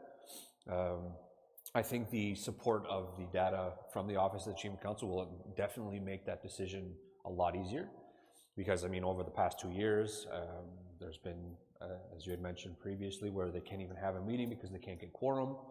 And obviously, if you lower the amount of councillors, quorum becomes then smaller. Then you can have more meetings, but then at the same time, you also run the risk of fewer councillors making bigger decisions. You know, so that's, again, it's a trade-off. So it's to find that balance You know, so, guys, if you, one of the suggestions that we have in our survey, and I'll use it as an example, is 6. Because we went across the spectrum, we put 6, 7, 8, 9, 10, 11, 12, just to give everybody options. So we'll use that concept of 6. That would mean 4 council can decide everything. Because your quorum is 4. No, but I mean, it's just to kind of really give you an idea of what that could look like. So your 8 would be 5, so on and so forth. If you go back and look at all the old kids in order that, it's the same councils all the time. So why do you need 12 if it's always the same 6 and 7 councils doing all the voting? No, and I agree. I agree. And it's like I said, it could be lower. It could be lower, and then that's why, again, I'm trying to get the data to show, here's on average how many. Yeah, 8 sounds like a good number to me. That's possible. Did you have anything, or? So my only concern with lowering it would be that there would be less people making, you know, decisions for the majority. Yes. But also it's a question about representation. So you had mentioned that like more than 50% of our population was under 30 or Yes. something like that. Yeah. So, you know, eventually we're going to become in our 50s, 60s, 70s. Yep. So we'll make a majority, and chances are we'll make a majority of voting population. Yep. Right? So that would mean we could dictate who would get onto council. It would be harder for younger people to get onto council. And that's something that I would worry about if we were to do this in our next election. So if we were to drop this down to 6 people, you know. Which is just an example. Yeah, this is an example. You know, we run the risk of not having representation from all walks of life on council. It's going to be very narrow. It'll be based on, you know, popularity, like you mentioned. Let's hope not, but yes. But the reality is, we know it is. Yeah. So, you know, how does that give a running chance for someone who is, you know, 18 or 19 or 20? Like, you know, their voice is equally as valid. Yep. So they should be able to run. They should have that fighting chance. But it doesn't really sound like anyone's taking those views into consideration.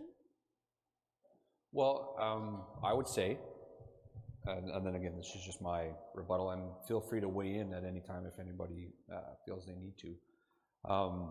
I think that if we voted in a way that was mentioned earlier, where we're voting individuals in who are going to work for the or we hope, are going to work for the betterment of the community, and we are going to elect people who are going to work for the people, attend the meetings, be the voice, you know, what council should be from a certain perspective, then I personally don't think that age would have anything to do with it.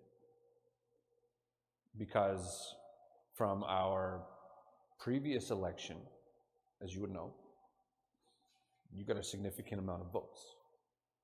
And it had nothing to do with, I'm assuming, it had nothing to do with the fact that you're youth. It had nothing to do with the majority of family. You didn't promise jobs. You didn't promise services. You ran on your merit and you ran on your principles and so on and so forth. And people saw that. And I wholeheartedly believe that. So as a youth, somebody, I mean, you're clearly not 18, but somebody coming, you know, at 18, if they're able to do a quarter of what you did, I don't see age being a number in regards to anything. Because if you're going to run, you're running for a certain reason, and if you can present that to the community, whether it's campaigning, whether it's discussions, what have you, and again, this is my opinion, I personally don't see it being an issue. Because people will see what your values are and so on and so forth. But I do understand that with the amount lowered, your chances are significantly lower based on how we're voting now. Because again, yes, it's not necessarily who's going to be the better representation for the community, who's going to represent us the best, who's going to work for us the best. I think the concept and metaphor was given, well, he plowed my driveway all winter, he's got my vote. Or sorry, she's even plowed my driveway all winter, they got my vote. You know, so I think that with those types of discussions, I think that we, as an elector base, if that's even a term, we really need to look at, you know, how we conduct ourselves in the voting booth, you know, to ensure that, yes, we are voting for, you know, these reasons, and it's not because I don't like you, or I don't like your mom, or your grandma stole my grandpa's boyfriend back in the day, and you know, and we laugh and we giggle, but we know that that's times where people are like, I'm not voting for that person because they stole my boyfriend back in '66, you know. So I think that if we can completely eliminate, you know, that mindset and go back to voting for people who we believe in and who we think is going to be that way. Exactly. So again,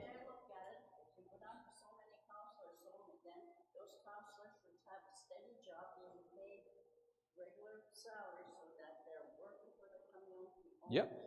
Yep, that could definitely be something, and that's something that's in, you know, the first 3 sections. We've talked about that, and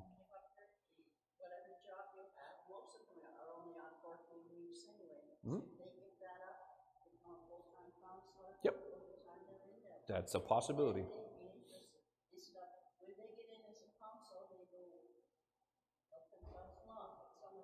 Some of them do, yes. Absolutely. So, anything further? I know you had. I kind of just wanted to backtrack a bit to what you said earlier about collecting the data from OCC at the moment and Yes. trying to determine or trying to make an educated decision on the number of counselors that should be had. So kind of looking at that data, there's currently nothing in place that, you know, would hold a counselor accountable to showing up every single meeting. So the data that you're collecting is based on people who are showing up on their own merit without that accountability measure. Absolutely. So I just don't really understand how that could help make an educated decision on how many people we should have moving forward when we want to include provisions on holding counselors accountable. Yep, and it's not going to be the largest contributor to the decision that gets made, but the more data we have, regardless, I mean, it may not, like you said, it may not be the most accurate, but the more data we have, at least there's something to justify saying here. Because again, it's just what we're going to present. Because if we present 6 based on the fact, and again, I'm speculating because I don't have the data yet, but we're saying 6 council is what average attends council meetings over the past 2, 4, 6 years. 6 is, based on the conversations that we've had already, is unacceptable. So we'll say, okay, well, if that's the average, we put 6 on the paper, and then, you know, I'm going to get water bottles thrown at me or shoes and say, no, no, you can't do that. So then again, we progress and we change. It's just to provide context to say, here's why we put this number. So it's not just a number we pull out of our pocket and say, okay, let's go with 6. So when you do go forward and present that information, can you make sure that there's a disclaimer that outlines that? Oh, absolutely. I'm gonna definitely, because it was mentioned at the previous meeting that we had, that you brought it up, and it's a valid point. And yeah, and it's something that at the same time we will reiterate, but it's almost understood. Again, based on the conversations that we've had already, there are people, you know, we've had community members here tonight say they just don't show, they don't go. But yeah, definitely, just, and it's, again, it'll be based on survey results, it'll be based on the conversations that we have, it'll be based on that data, you know, and actually I got a little hamster running in the head now when Pam mentioned an OIC, where it's always the same council member signing an OIC. Maybe looking back at, you know, some of the previous OICs and say, okay, you know, who signed off on these OICs? Maybe looking back at the minutes, you know, who was in attendance? We mentioned, I believe at the focus group, we'll come in and do a roll call, I'm here, and then 20 minutes later leave. You know what I mean? So it's just to find as much data as we can, just so that we're not perceived as just throwing a number out there.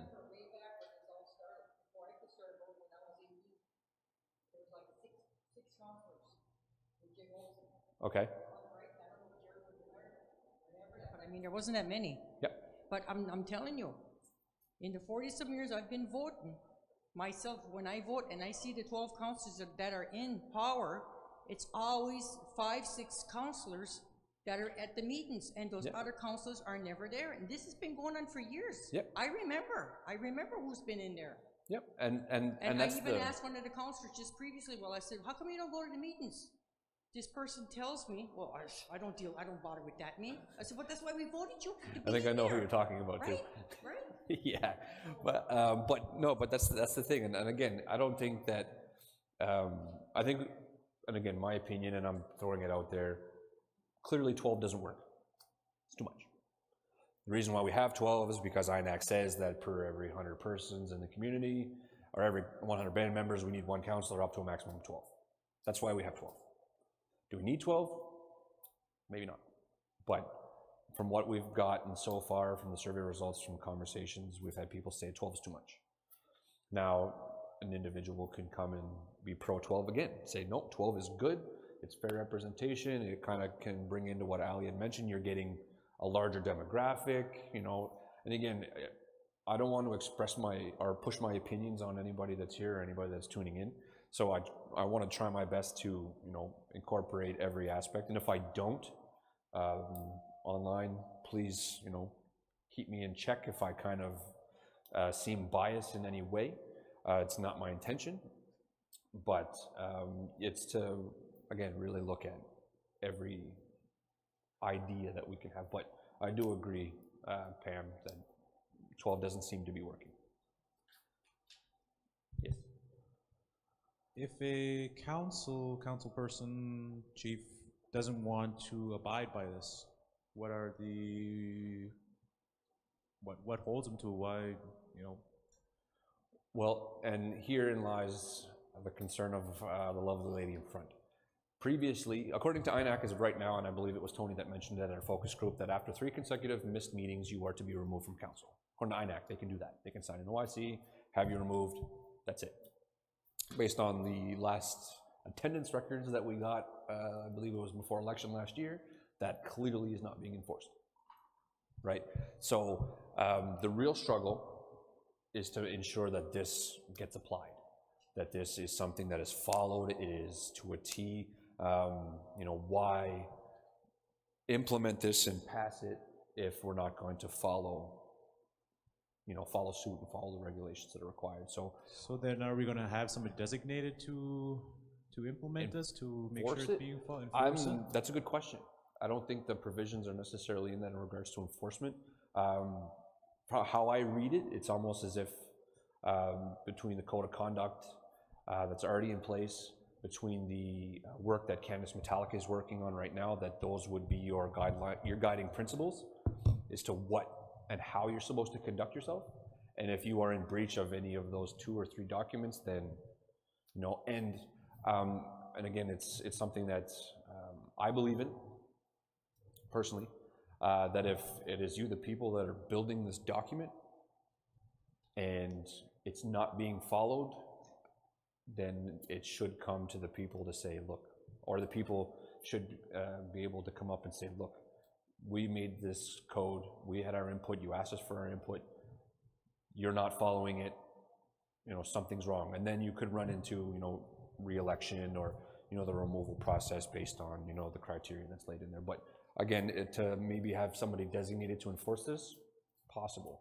Yeah, because I mean, otherwise, if we don't have the information, we don't have the attendance records, if we can't make the informed decision whether to implement this, then we don't know what's going on. So it's really important that we have transparency and accountability to all of this, that information is being posted and available to the community, so that we know that, you know, when we make a decision, it's based on, you know, factual information. Yeah, no, for sure.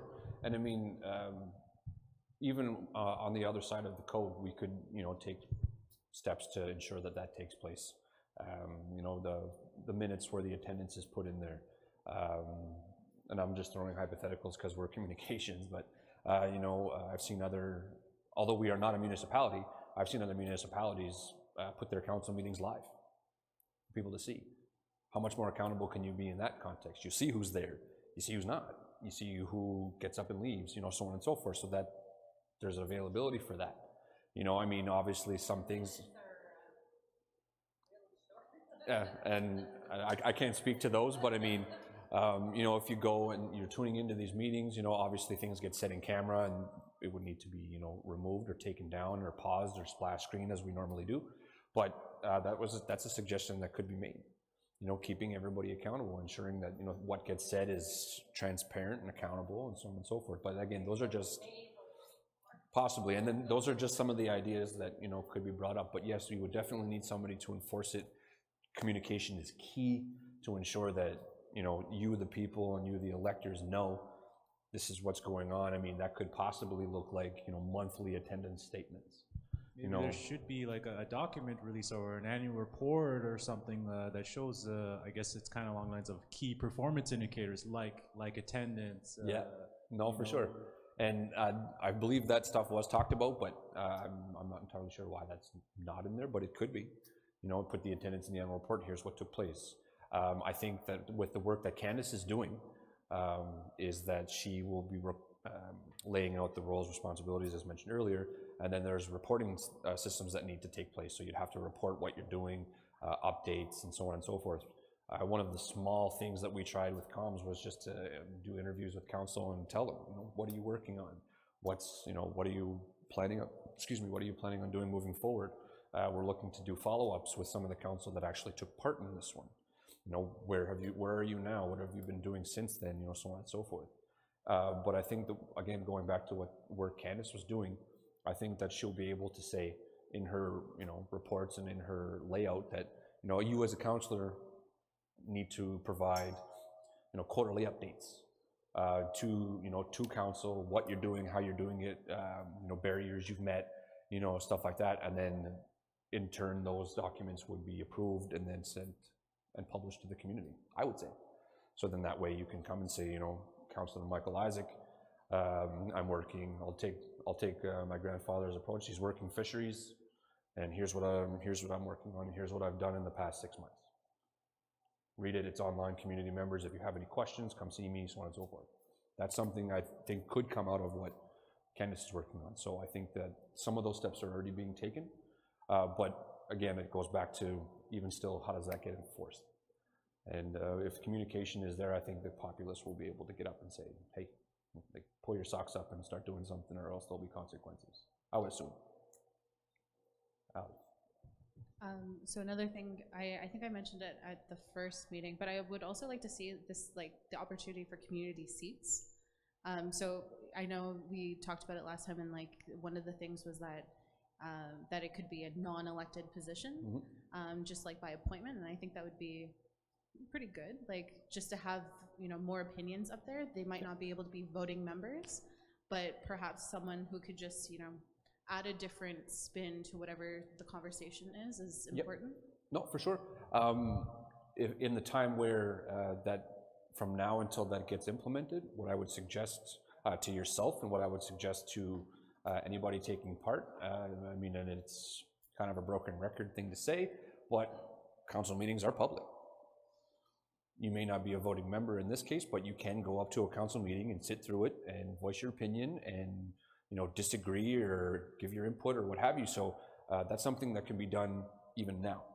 So I would encourage yourself, and I would encourage anybody online and anybody else in the room, that if, you know, you want to go to a council meeting and hear what goes on and give your opinion on certain topics depending on what the agenda is, I would encourage people to do that, you know, right now, because I think people in here have actually done it already. So.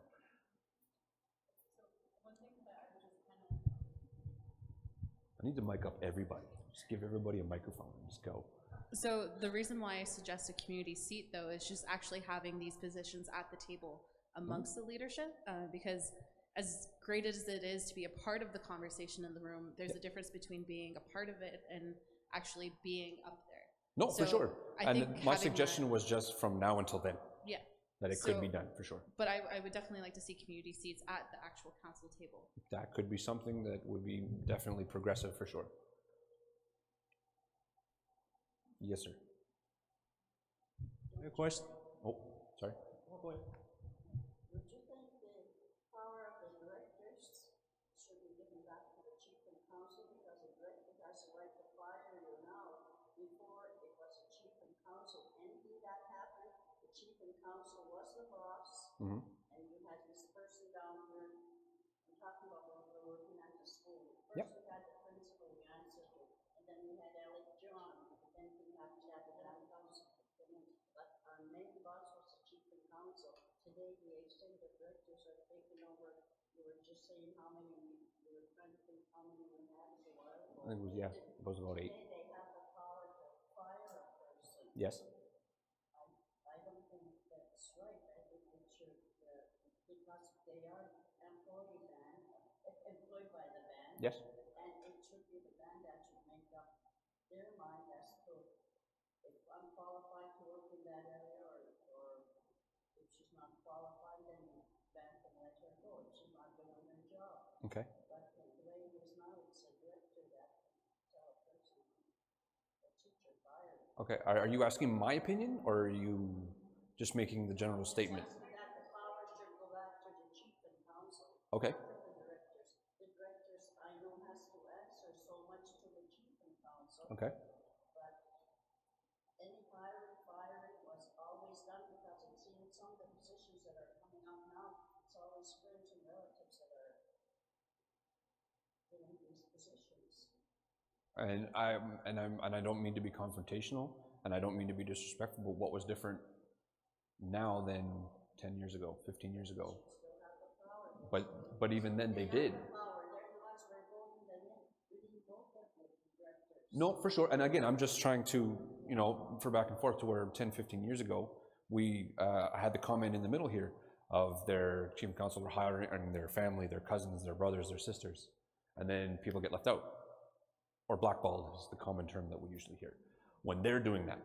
So again, I think there is some merit to what you're saying to a certain extent, but again, there's two sides to it, to where yes, that is definitely how things have worked, and it's not necessarily being done this way now. If it's something that they feel that they are too much, maybe to look at the structure a little bit more. On, you know, even reporting systems. We talked about reporting systems for council, having portfolios and so on and so forth. One of the things that could be done in this instance is to actually have, if you had a portfolio in a perfect world, you have, you know, Michael as a counselor, portfolio holder for the mic stand. And anything that happens in the mic stand, I bring to the table. Mic stand's boss is not performing the way they should. We've gone through the proper channels, we've made the complaints, we've gone to human resources, we've done this. It'll go to chief and council to say, look, mic stand's not doing their job, we've done all our due diligence, we've done everything, something needs to be done. So maybe that's a process that could take place. I'm not entirely sure. Again, I'm not at that, you know, level, it's above my pay grade. So, but again, that's an interesting discussion to be had, and maybe with what Candace comes up with, there could be something, you know, similar.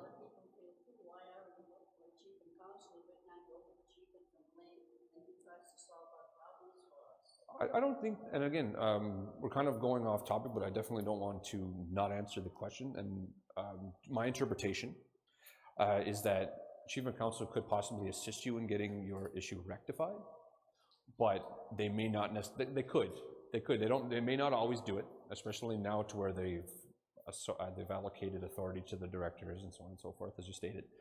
But there could be a situation where they could, you know, they can still assist you. They can still, you know, and I'm just thinking process. I'm a process-oriented person, so that's my nature. So they could still possibly, you know, help you fill out the proper paperwork, direct you to the right people. You know, and this may not be the case right now. They may not be doing this. And this could be a recommendation, maybe even for Candace, or if any members of council are listening, or this is something that we can say, look, this is something that should be added into, you know, the terms of reference or the criteria for council and their mandate and so on and so forth. So I think that it's a valid point, and I think that if it's brought up in the right way and addressed in the right way, that there could be some synergy from what you're saying and the way things are going. Maybe, I'm not sure, or we can completely revert back. Who knows? That's yet to be seen. That's above my comprehension at this point. Yes. I just want to make reference to section 12.1, page 8, under confirmation. I see here there's a fee that candidates have to pay. Yes. $500 for position of chief, $250 yes. for counselor. I just want to know where those amounts come from. I personally feel they're a bit steep for a community member paying, particularly, you know, in our community where employment rates might not be as high. Yep. And we talked a little bit earlier about creating barriers. You know, I feel that's a bit high, and I just don't want to see that as actually being another barrier, because, you know, there are some potential good leaders out there in the community You know, I just, like I said, that's my own comment. Yep. But yeah, where did those amounts come from? I believe that those amounts came from other custom election codes that were created by the legal counsel that we have. And again, as mentioned earlier, that it is all subject to change. These were numbers that were put forward in the first meeting that we had and in the focus group. They did reiterate more than once that 250 and 500 was a little high. And again, they brought up some of the same comments that you did in regards to, you know, the employment status and so on and so forth. Some people are students, you know, some people just can't, you know, there's no work available, so on and so forth. But some of the suggestions that we got were like $100. You know, $100 for council, $200 for chief, or what have you.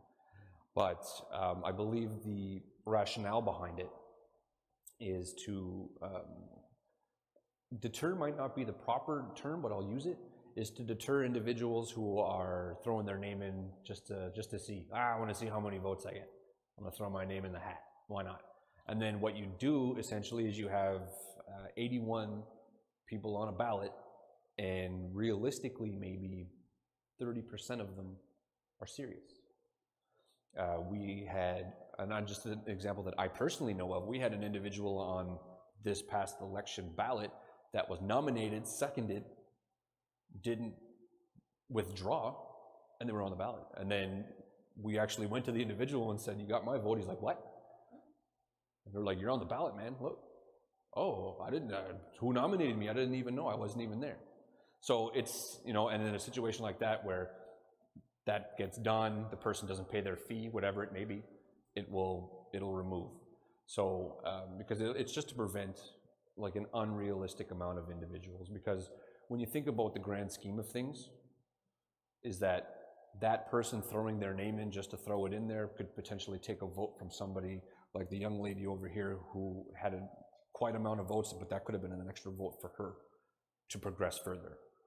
You know, that tie that took place 2 years ago, that one vote that somebody gave to somebody who was not serious could have went to one of those individuals and averted the entire situation, right? So it is to deter, but it's not to really limit. So again, some of the numbers that we threw around at the focus group were about $100, maybe 150, and then, you know, chief would be, you know, significantly higher because of the importance of the role. So then, you know, that could be 250 instead, or the money that is collected isn't necessarily defined in here. Some of the suggestions have been, and I believe this was something that came from legal counsel as well, that the money that's collected goes to the cost of the election. Because an election costs the LMG upwards to about $55,000 each time. So, and I believe our last election was 57.5, if I'm give or take. So those, you know, all those fees would essentially just go to the cost to lower that each time we do it. Yes. And that's a possibility that's not set in stone. It could be, you know, could be a charity. It could, you know, it could go to the, you know, the food bank. It could go to the Elders Lodge. It could go wherever, but it could go there. It's just discussion. Comment then question, sure.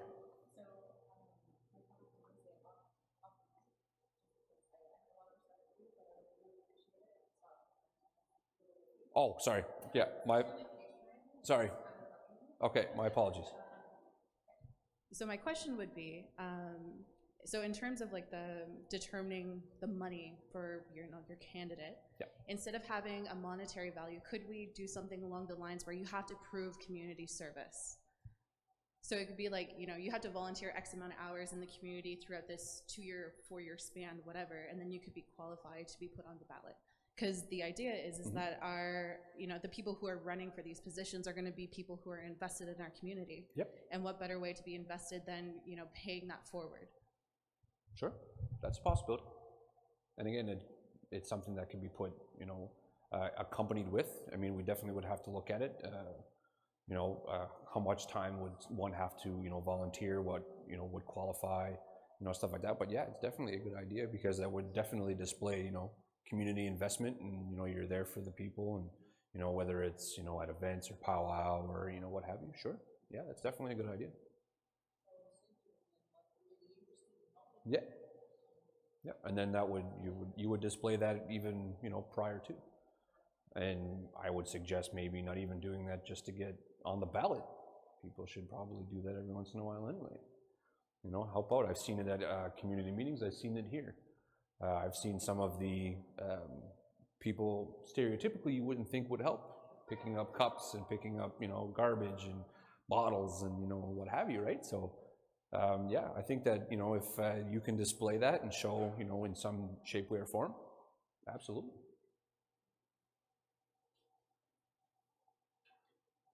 Yes, sir.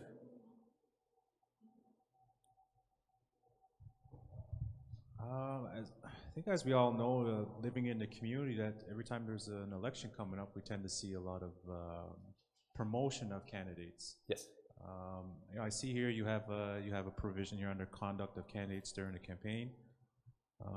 So I guess does this fully handle the issue that we have with that you know, as candidates promote themselves, but using it in a way of maybe they might be using alcohol, you know, saying, you know, come to my campaign, free alcohol. Yep. You know, does this help with that? I would assume so, but again, it all comes back down to how it's enforced. So with that being said, I mean, and this is very, very simplistic in nature as it is right now. So yes, one individual who approached me stated that, they just asked the question, sorry, I should say. And they said, is this, I'll buy you a case of beer, give me a vote. Or is it, I'm having a get together, I'm providing alcohol. In that case, there's not essentially that nonverbal contract that if you come to my event, that you're voting for me. It's a public thing. So there was some, you know, debate in regards to that. So which led me to believe that the way it's written in the provision is to say that if I go and give you a case of beer and I get a vote out of that, even though there's really no way to determine whether that's factual or not, that you actually voted for me, you know, I think that's to deter away from that. But the bigger picture of, you know, campaign parties and stuff like that, one of the things that I will mention, and it's for discussion that was brought up, was that we could actually make or require the candidates for chief and council to actually be transparent in regards to how much they've actually contributed to their campaign.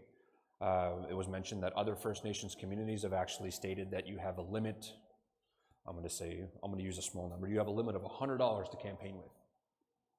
So you have $100, that is your signage, that is if you have a barbecue or if you have one of these, you know, soirees, and you have $100 to spend. If you exceed that amount, you could be removed from office if you come in. You have to provide all of your documentation to show, here's what I spent, here's what I spent on, you know, mustard, ketchup, relish, you know, so on and so forth. It's a very tedious approach to it, but what was discussed that another First Nation actually gives a cap.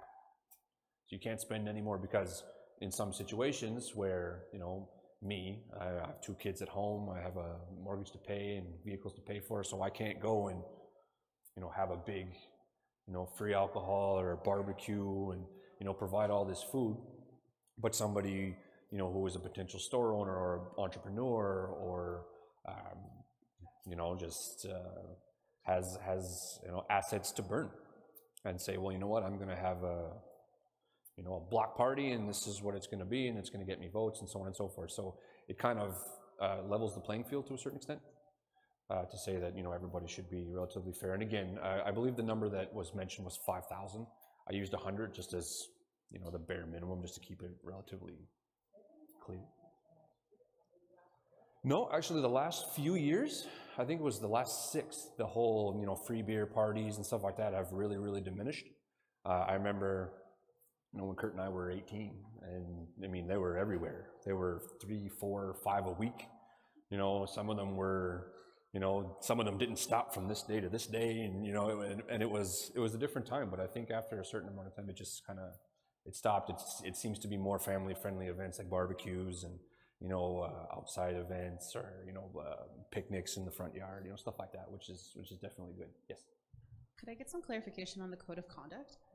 So I guess my only question would be is, say because it's kind of like you mentioned, there's been like a dwindling down of like this big campaign party atmosphere during elections. So in the event that someone were to host something like that, and like a candidate spoke against it on their social media, or spoke like is that considered like like, I don't know, slander? Or yeah, defamation of character? And that's a pretty loaded question, because one, we would have to really define, you know, if that big block party, so like, I'll throw the hypothetical, if we go and we do this and we have the entirety of this election code done, and it's approved and it's ratified, or we do the referendum, it's good, and we say that no free booze at any parties, that's not what we want to have, that's not what we want to see, and somebody goes and does it, then they're called out on it. It wouldn't be defamation of character because they're essentially breach of the code that we voted on, and you know, so on and so forth. So it would depend on how it's defined. So like I said, if it's to, I don't know, like I'd given the first example, I believe on the first night, where I used to work delivery for stores, and what would happen is, you know, Kurt would make an order and say, you know, I need, you know, eggs, milk, bread, you know, pop, and, you know, selection time, you know, you need to help me out. And then they would essentially provide the free merchandise in the hopes of getting a vote. So I've seen that. So I think if we can really define what that, you know, what that is, because as it is stated right now, it's kind of vague about what it could be. But if we really sat down and, you know, hammered it out to say, okay, this is what it means, this is what you can and cannot do. And I would say it wouldn't be slander at that point. I think it would be, you know, just you're pointing out that, hey, this is unacceptable. I wouldn't recommend going on social media and doing that. I would recommend going to the electoral officer and saying, look, this is what took place. The event took place, it was free alcohol. You know, that's in breach of the election code as it's adopted. So, you know, deal with that as you will. And then I believe the provision is in, if they do come in, that's brought up, they can be removed from office. Yes? Once this is ratified, if it does get ratified, where does the funding come from to pay for this? Is it from OSR or to pay for the election? To pay for the election. I'm not entirely sure exactly where the election dollars come from. I'm not sure if we get Affairs? I'm not sure if we get money from Indian Affairs or a portion from Indian Affairs or some OSR. I'm not entirely sure. That's a good question, and I'll try my best to have that completely answered for the next time we come out. But yeah, I really don't know at this point in time. Yes. Yeah, I mean that would be good to know for sure. If you know if absolutely if this is coming at OSR, then you know a community should be made aware. Oh, absolutely. Yeah. Our online viewer does. Our online viewer does, if you don't mind. My question would be about the withdrawal of a candidate. It's mentioned here that they can drop out within 30 minutes of the election once the ballots are already all drawn up and made. Yeah. And I think that could be a lot of confusion in the election itself. Even though you're going to go and mark that down on the box behind the election area, because, okay, you have the list now at home, whatever, you've been looking it over, you got that in your mind, and that, I'm sure, has lost a lot of people some votes. No, for sure. So maybe they can bring that to a, like, I don't know, maybe within a couple of hours, or even... Okay, and I remember, I believe it was, maybe it might have been not last election, but the election before. Why can't we take a black mark? Yeah, and that's where I was going. In other First Nations communities, what was brought up was that before the ballot gets issued, if we know or you know as the scrutineer that this person is no longer in the running, they have withdrawn, but unfortunately they were withdrawn too late, that the marker is put on the paper to black out the individual's name so that that's an indication that they are not allowed to be voted for. Now, excuse me, and I understand that in previous elections, I remember we had a candidate for chief drop out a few, maybe a week or so before, and what they did is they just didn't count his votes. He got 0. Yep, no, and I understand that, but it was something that I believe there's also provisions in there to state that there must be an announcement of a withdrawal of candidate. I'm not sure. And if there isn't, we definitely could, add that in there to say, if a candidate does withdraw, even 30 minutes prior, that before people go into the voting booths, that they're notified, this person has withdrawn. So, no, and I understand. So we could say, a day prior, an hour prior, it all depends. Yeah, or that could also be definitely in there. Yeah, that could be done. Yes. Oh.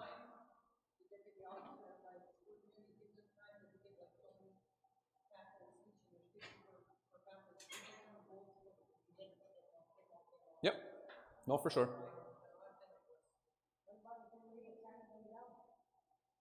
What do you mean? If you leave a candidate out, like off the ballot? I believe the ballots are done well in advance, so if there's a candidate that's left out, usually that's picked up prior to being issued. And I believe that might be why they do it that way now.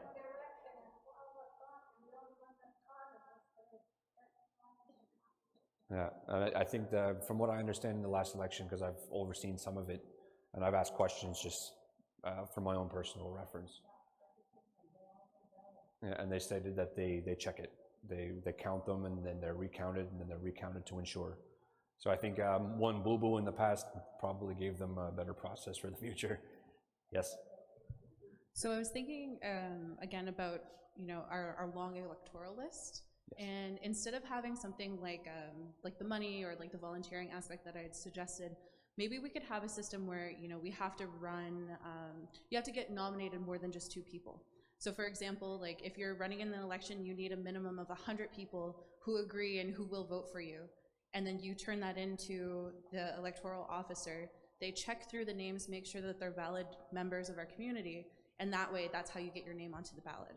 That's a possibility. Do you think that may possibly be a very, very lengthy process? And I'm just throwing the hypothetical there because I believe let's say I got 100 votes. Not all of my votes are people from here. So how would I attain those offers or voters if that's the direction that we decide to go? Well, no, I mean, 100 is subjective. I mean, you could make it 50 or 20 or what have you, but I mean, depending on the number that's presented, sure, that could be, if you went with, let's say, 25 and said these 25 people, not necessarily, well, almost understood that they'll vote for you if they're going to nominate you, but yeah, you can say, here's my, list that it's showing that these people will vote for me, they support me, and yeah, that's a possibility as well. Because another way that you could do that is like they don't even have to be from here, or they don't have to live in the community. What I'm saying is that you can have a community member who lives in Boston, and all you have to do is send them the nomination form, get them to print it and sign it, and then send it right back to you.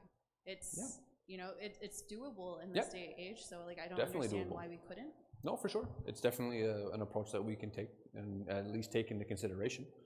And we'd have to obviously look at that logistically to see, how that would work. But yeah, possible.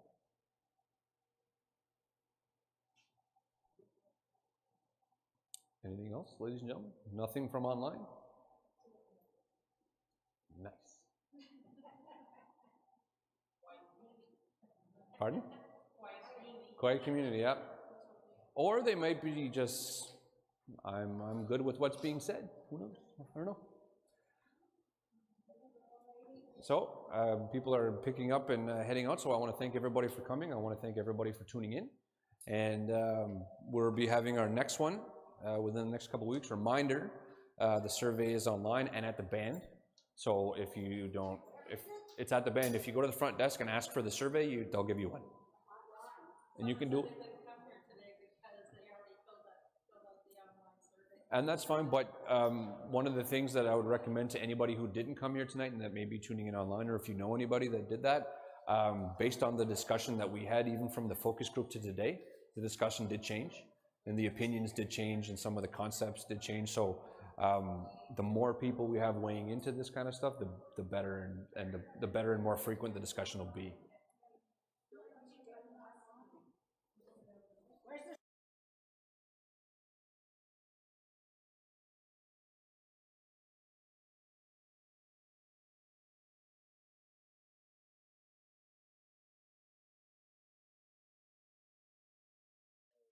or today. Tomorrow is the last day to do it. The only, and this was brought up at the focus group, the unfortunate thing about bringing them to the post office is that one of the individuals that were actually there stated that they have 9 people in the same box. So if we put 1 survey per box, then there's 8 people in that household that aren't getting. We were told that we were not allowed to do that because there's logistical fees and there's fees, I guess, that play into that decision and so on and so forth. So thank you everybody for tuning in. Thanks everybody for coming. If you guys want to stay for general discussion after, that's okay. And we'll hope to see you guys at the next meeting. Reminder, our next draft is going to be April 11th, where legal counsel will be here. So if there's any specific questions you guys have for them, they'll be here to address those questions too. Thank you very much, everybody.